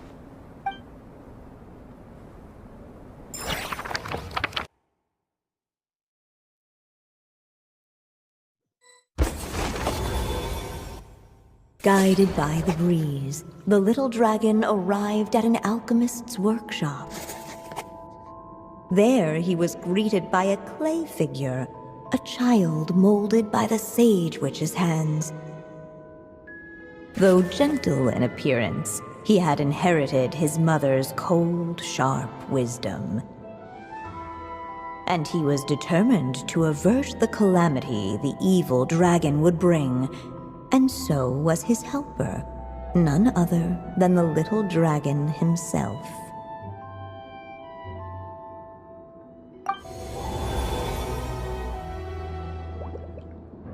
What is this place? It looks like it's modeled after an alchemist's workshop. Or rather, a cliched stereotype of one. Albedo? Hold on. Why do I look like this? Oh, yeah! We forgot to tell you. Basically, the characters in the story are reflections of how Durin's. At least you're still human-shaped? Well, since Cat Guy has taken on a different appearance too, that must mean the two of us are both characters in the story. But you, Paimon, and Durin haven't changed at all. You must be special figures in some way. I'd like to know more about that too. But seeing as none of them can explain it, let's just concentrate on moving the plot forward.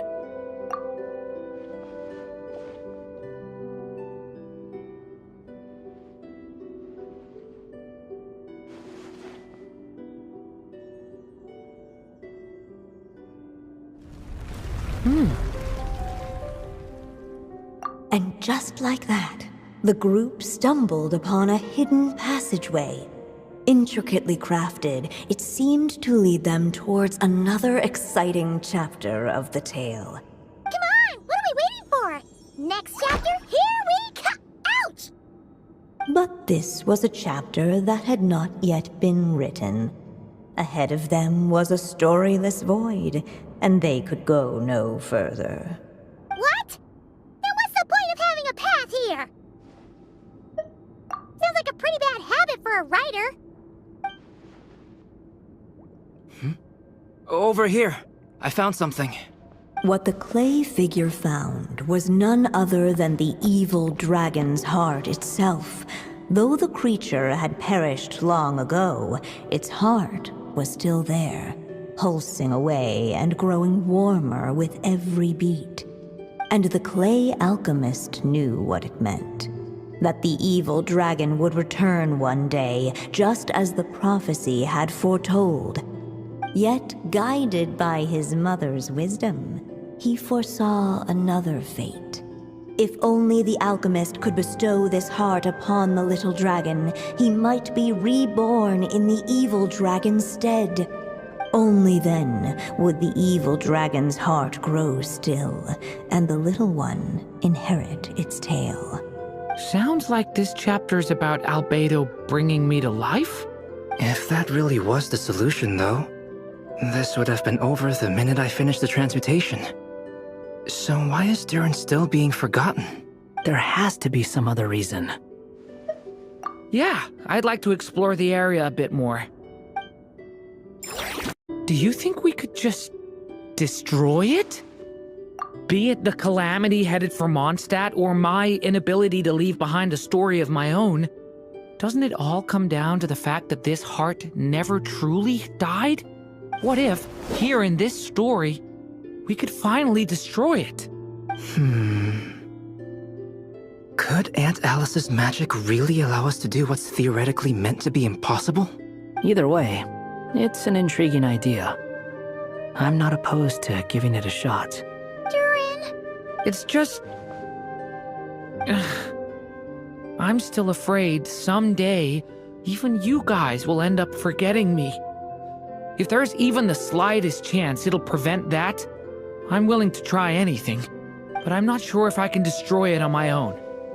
Chances are, I'm gonna need your help again. So please, everyone, help me destroy this heart, once and for all!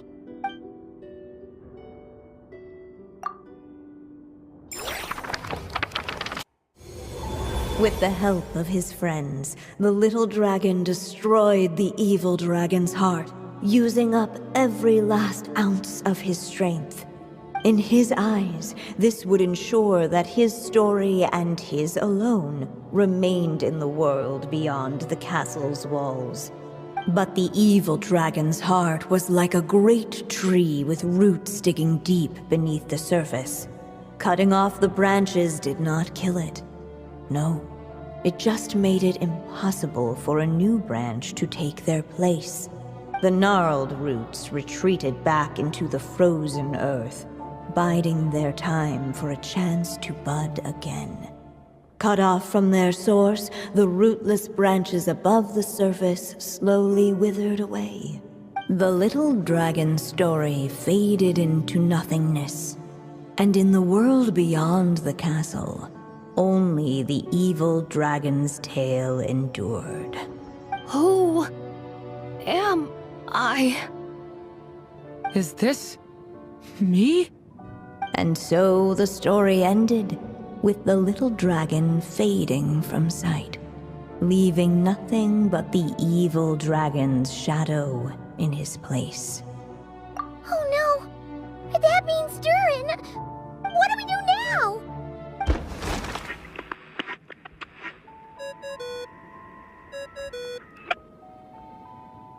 Hello, children.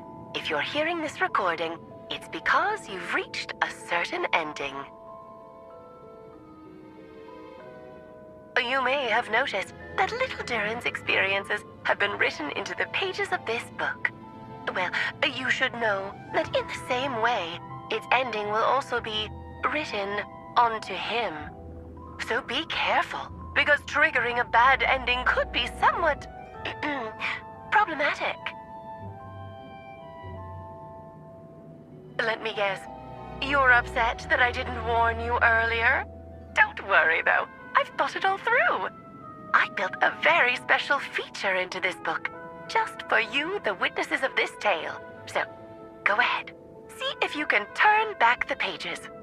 If you're not happy with the ending you've reached, just flip back a few pages and let the tale unfold once more. Pretty incredible, huh?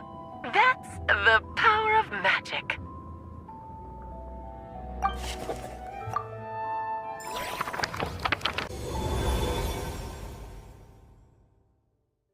Unless the little dragon kept moving, eventually he would be forgotten.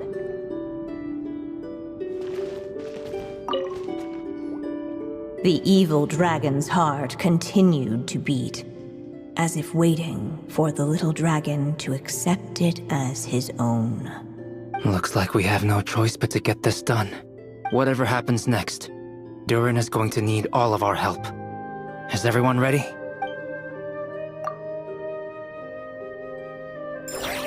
What the clay figure found was none other than the evil dragon's heart itself. Though the creature had perished long ago, its heart was still there, pulsing away and growing warmer with every beat. And the clay alchemist knew what it meant. That the evil dragon would return one day, just as the prophecy had foretold. Yet, guided by his mother's wisdom, he foresaw another fate. If only the alchemist could bestow this heart upon the little dragon, he might be reborn in the evil dragon's stead. Only then would the evil dragon's heart grow still, and the little one inherit its tale. At last, the little dragon accepted the evil dragon's heart, and a new life came into being. The evil dragon's heart beat in his chest, and the little dragon's soul guided him forward. Thus did the prophecy hold true, even as fate had been rewritten, and so was the little dragon born anew.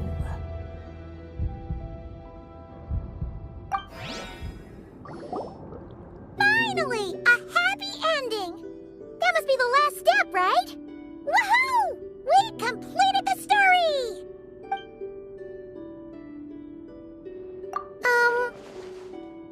Born anew, the little dragon set off once more, his story far from over. Huh? So, that wasn't the end? What comes next might be the most crucial part of all. The real last step. If fate really is as devious as they say, then I say, show us what you've got. Wow! You're all so serious all of a sudden.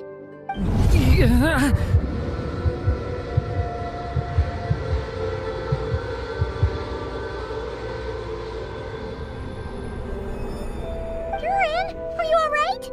The evil dragon's heart was now one with the little dragon, yet the dark power within it still lingered. Would the little dragon dare to hold this power back, or would he simply give in? Hey! What kind of question is that? Of course he's gonna control it! What choice does he have? Time is running out. So, would the little dragon dare to hold this power back, or would he simply give in? What's up with the narrator?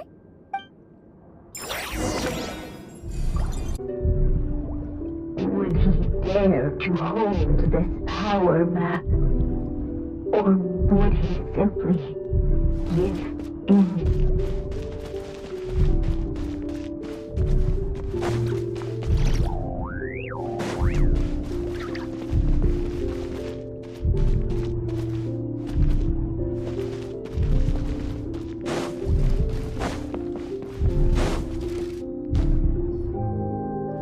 Returning to the castle. I just never thought crossing over into a new world would create so much trouble. All I wanted was to make some friends. I'm starting to think I kinda miss being in Simulanka. You might look back on it with fondness, but if I were you, I wouldn't miss it. Why? Sometimes, moving on with your life comes at a cost. But that's better than going nowhere at all. You don't have to worry, Durin. No matter what problem you face, there will always be a solution. Okay. Sometimes I wish I could just go back and see it again.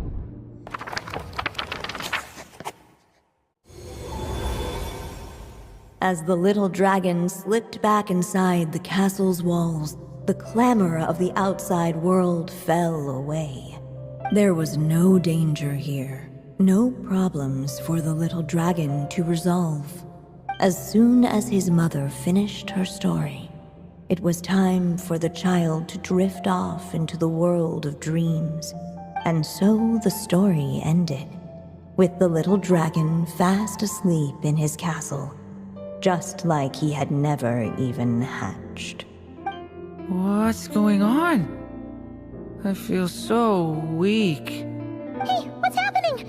Durin, wake up! But this can't be how it ends. Durin promised to bring back everyone's memories. There's no way he'd accept an ending like this.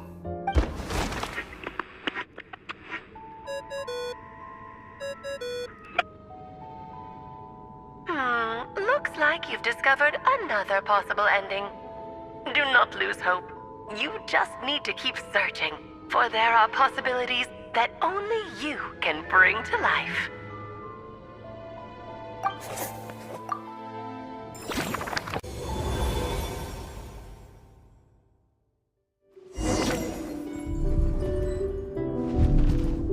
Would he dare to hold this power map? Or would he simply live in?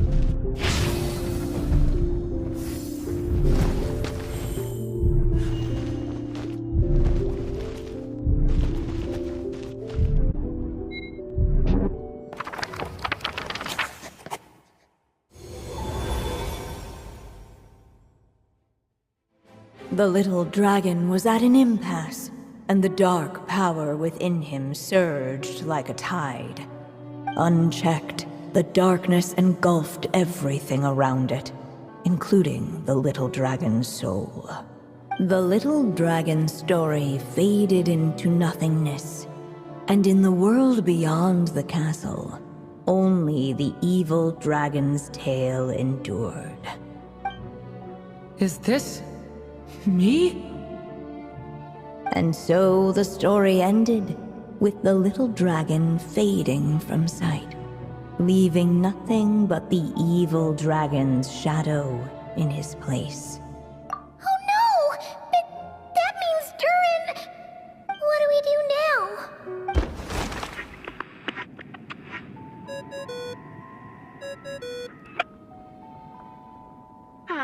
Looks like you've discovered another possible ending. Do not lose hope. You just need to keep searching, for there are possibilities that only you can bring to life. What's going on here?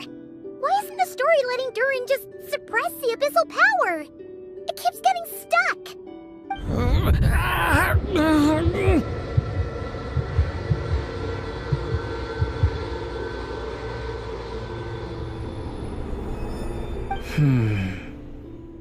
It seems the act of suppressing the power counts as an event in the story.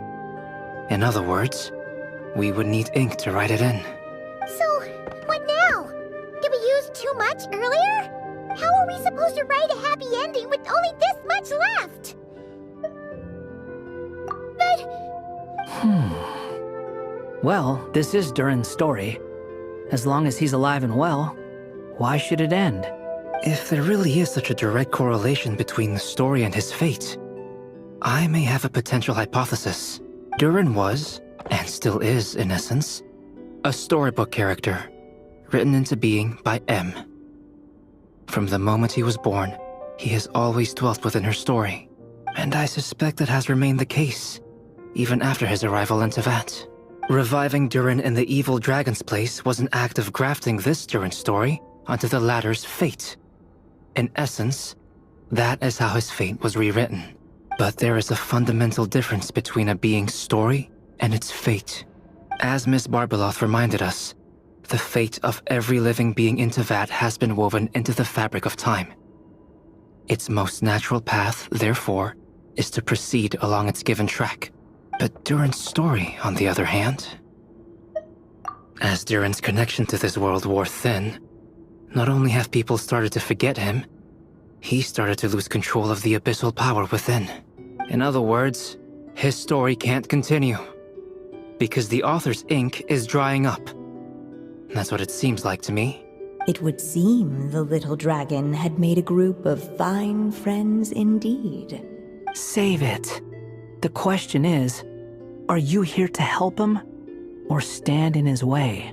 This is as far as the story can go.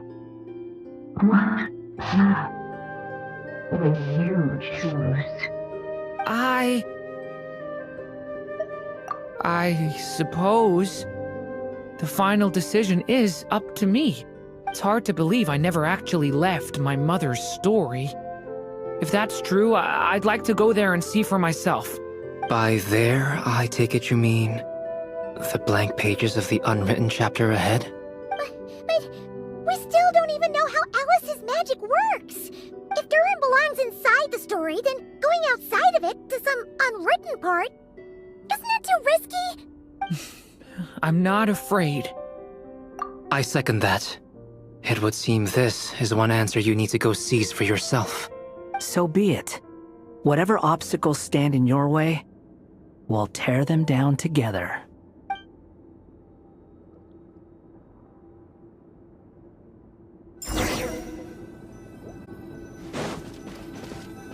Leave it to me! That invisible one the dragon within the uncrossable edge of existence itself.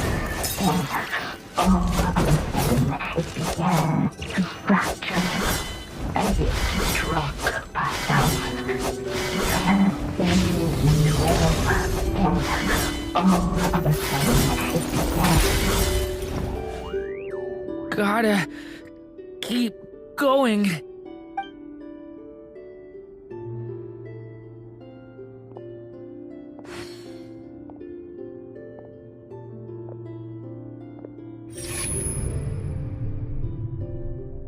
Ahead lies only a storyless void. My consciousness is slipping away. Keep going, Durin. A pure soul is your essence, not an empty void. I feel so weak. Stand tall, Durin. You are not some amorphous idea. The body I made for you is flesh and bone.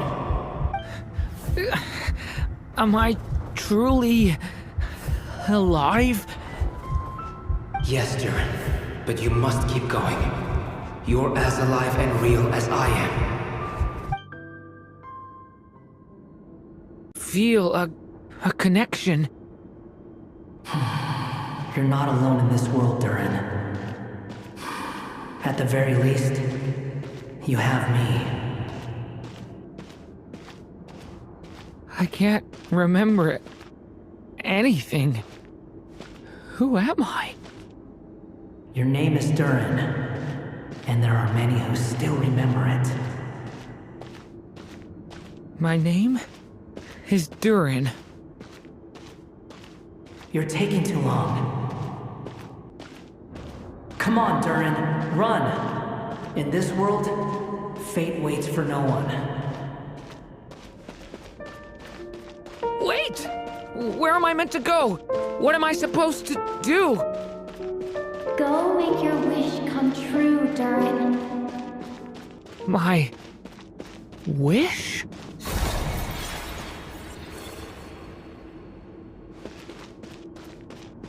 Your story's not over yet.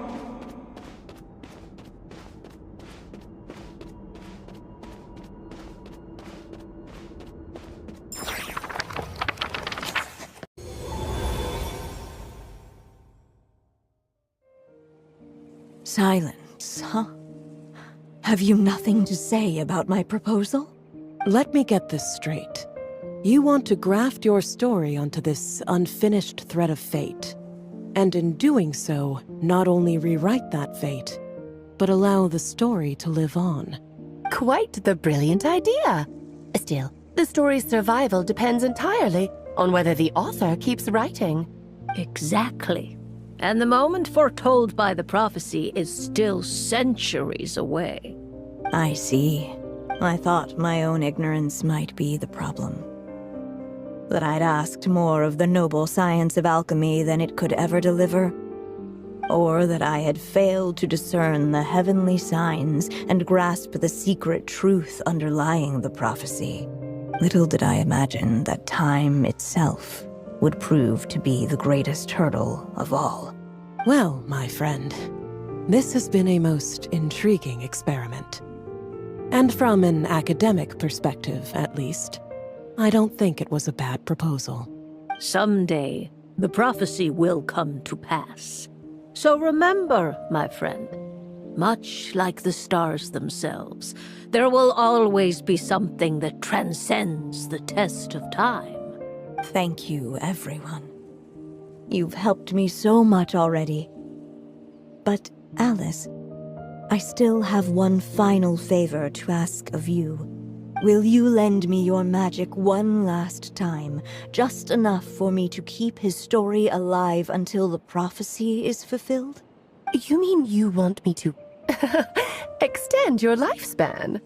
No, not in that sense. As Rheindotter once told me, the laws governing life and death are among the most unyielding in this world. I'm well aware of that. Whether it lasts a day or an age, the span of one's life is determined by fate alone. If I tried to breach that law by force, I'm afraid I would lose what makes me human. This is not a path I want to go down. If I am to die, then I shall die a human. So, what is it that you want me to do? I would like you to send this pen of mine into the future. I see. Then perhaps there really is a way I can help. I could create a kind of story magic to take over the writing once you're gone. Oh, but for it to work, you would need to provide enough of your own words for it to learn from. How much? Oh, an immense amount. So much, in fact, that you would have to spend the rest of your life writing. And even then, I'm sorry to say, it would not last forever. No matter how much you write, there is a limit to the number of words you can leave behind. But the world itself will never stop changing. Someday, perhaps, even your entire corpus will not be enough for the magic to continue describing this world. And when that happens, the story will end. Still, it's worth a try.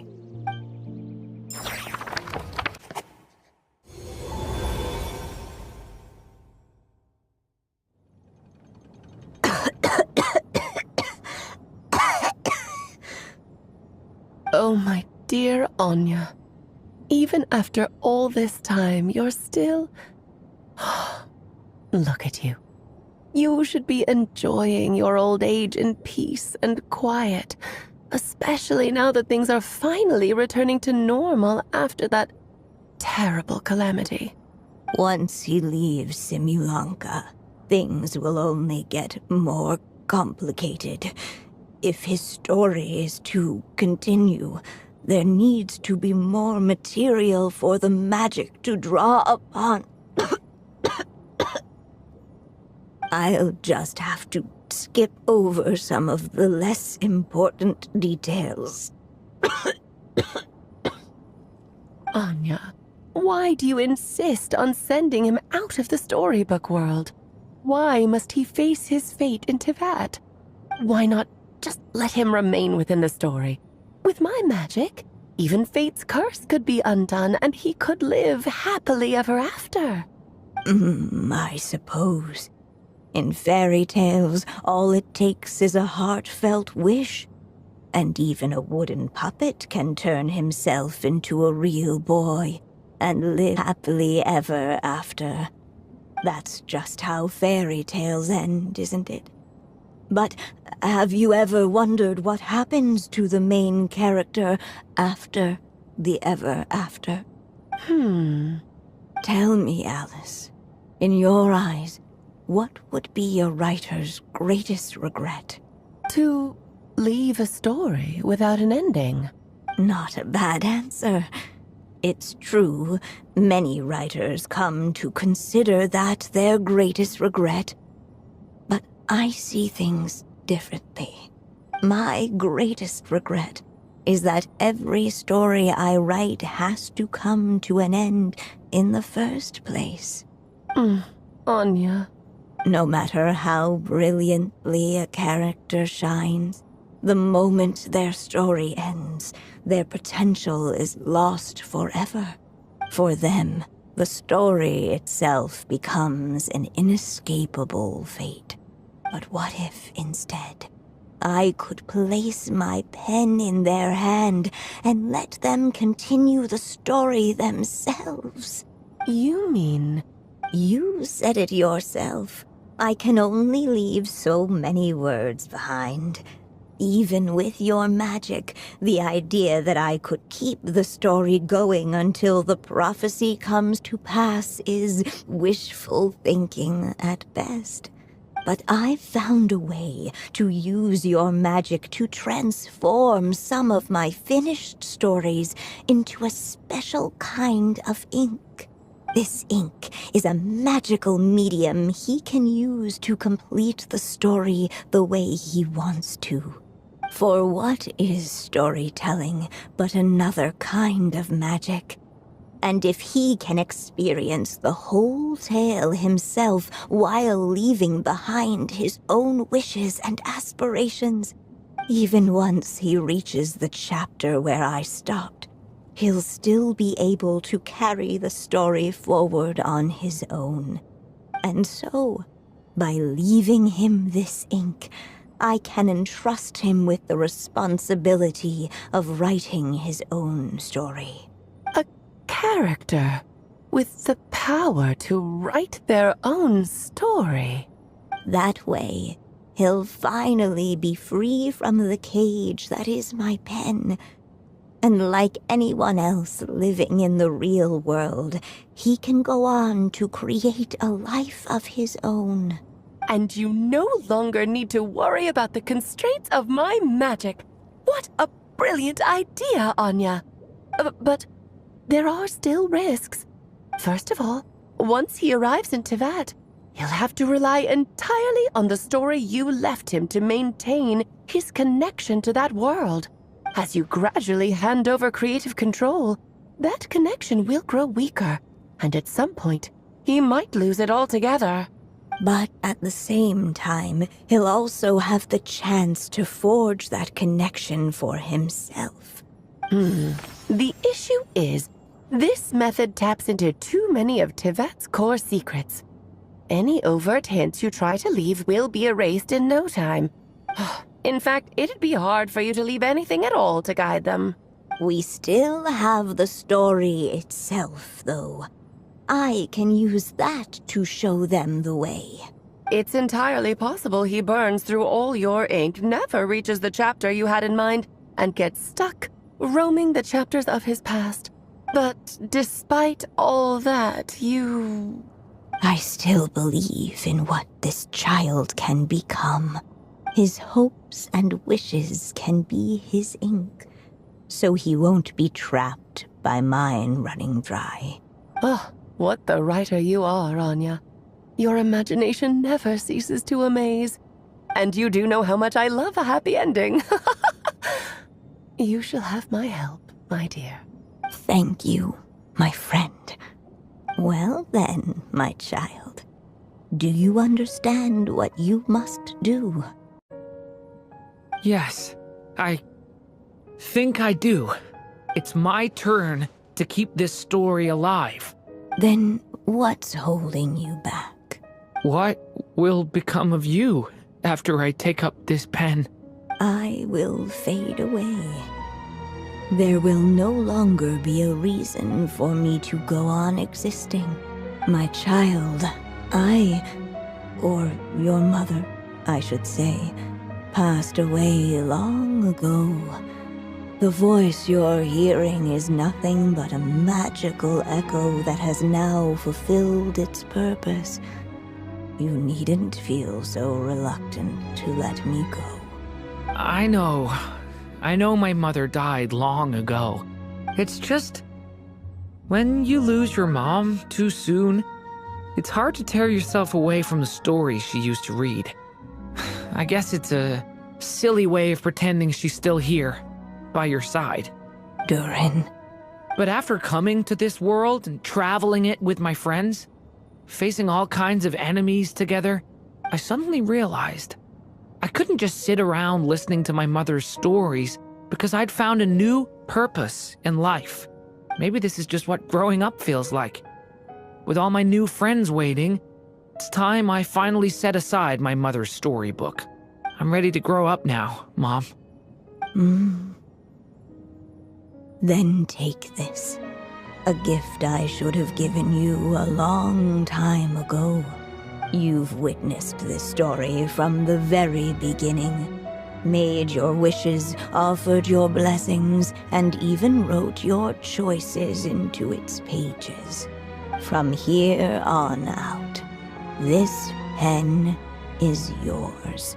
Now I ask of you, the other pillar of this story, as both its reader and its witness, will you turn the page so the next chapter can begin?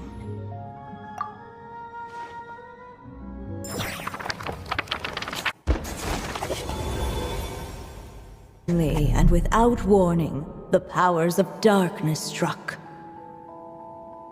The question was, could the little dragon prevail? Alas, it was here that the story witch's tale had to end. But Durin's tale, on the other hand, had only just begun. Stepping into his mother's memories, he picked up her pen. And so the story that was ending began anew. He had made up his mind to challenge the fate that barred the way ahead.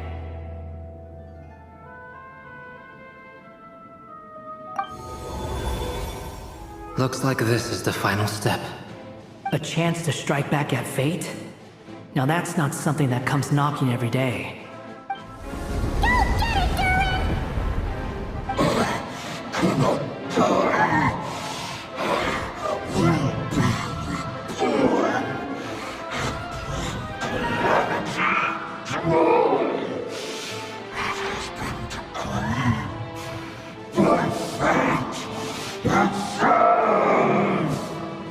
No, that fate no longer defines me.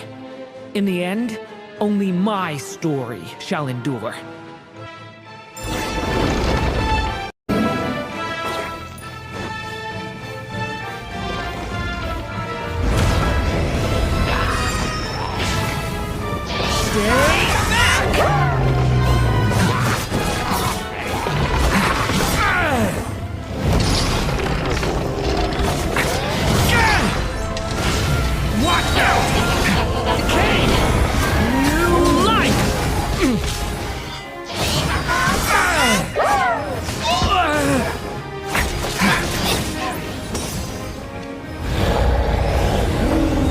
This one. Here, I'll help lift you up.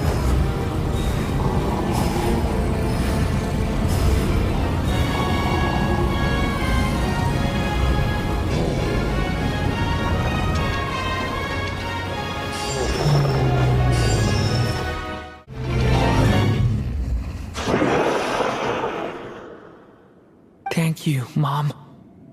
And so it was that Durin defeated the darkness and rewrote his fate. But his story is far from over.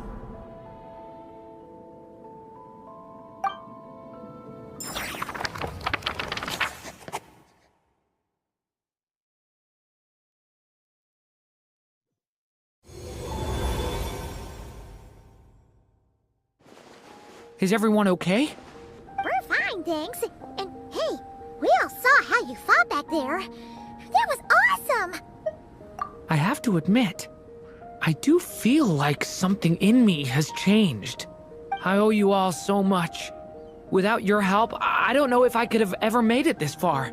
Just a shame I could only help out from the sidelines. Like I said before, it's not every day that you get to put fate in its place. Well, I'm sure you'll hear it someday. Hear what? The chance to strike back at fate knocking at your door. Yeah, maybe someday. Allow me to just check one thing.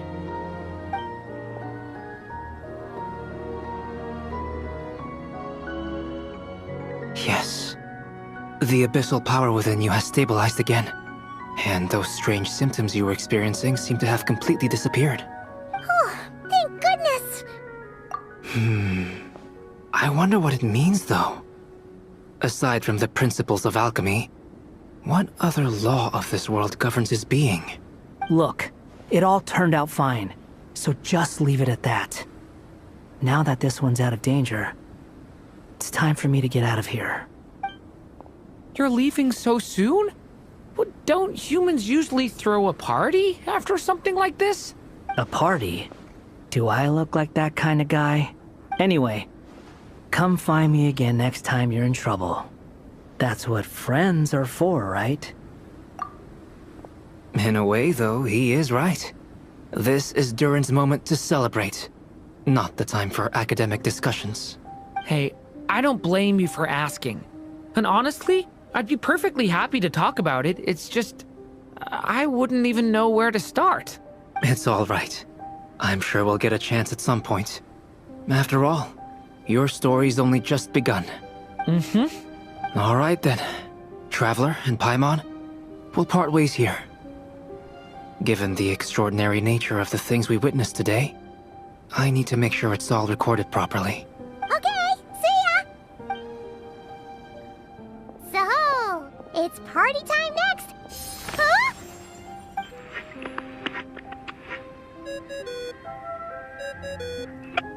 Congratulations on completing your mission. Now then, as per our agreement, it's about time you returned that book. She must have known the moment we finished! Just like she said she would! I've heard dressing appropriately is a must for socializing. Oh, my writer and witness. It's been quite the journey, hasn't it? You had special plans for the Traveler from the start, didn't you? But of course, that goes without saying. For a story to live on, it needs both a writer and a reader. Only then can my magic take effect.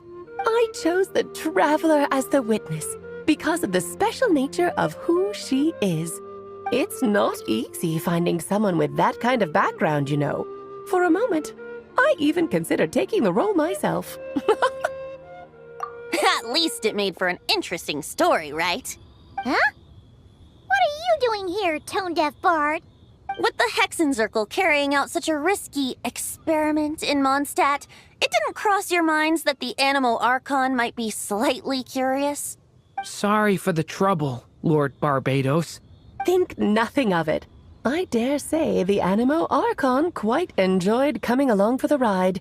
Now then, as agreed, let us see the fruits of your labor. Here, please take a look. Well, well, well. Somehow, despite all my careful planning, it still turned out to be full of surprises. It never even crossed my mind that Rhindotter's child would be capable of handling that kind of alchemy in her stead. When he asked for help with the materials, oh my, I nearly couldn't believe it. If only the others were here too. We could all celebrate together. I'm right here, you know. The only one who hasn't responded is the one busy stuffing her face over there. Is that you, Barbie? A little late to the party, don't you think? Come here, child. Let me take a closer look at you. All right, Aunt Seer Witch. Here I am. Just as I thought. This child's fate does not appear among the stars. Anya has accomplished what almost no one before her could. What does that mean? Child, all you need to know is that you're very lucky indeed. Oh.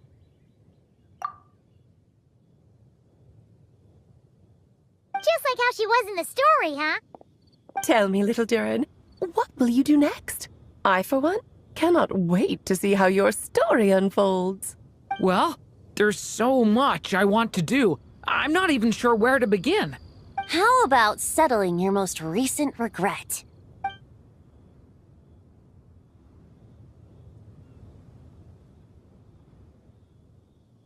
Not so fast, Tone-Deaf Bard!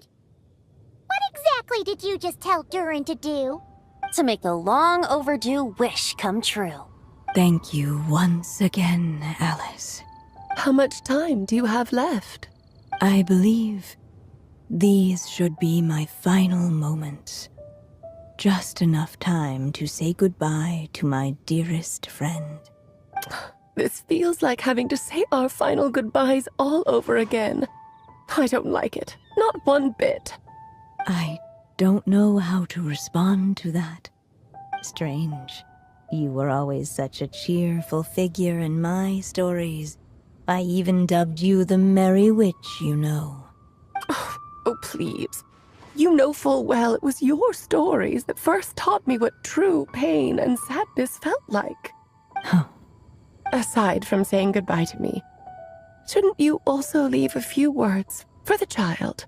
Since the book will be his to continue, why don't you write him a little parting note? There's no need. His mother already did that long, long ago. All that remains is for me to convey it on her behalf.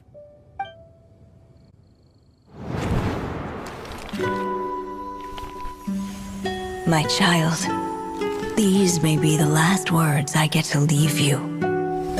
I've always thought of the characters in my stories as my children, loving each one of them, just like a mother would.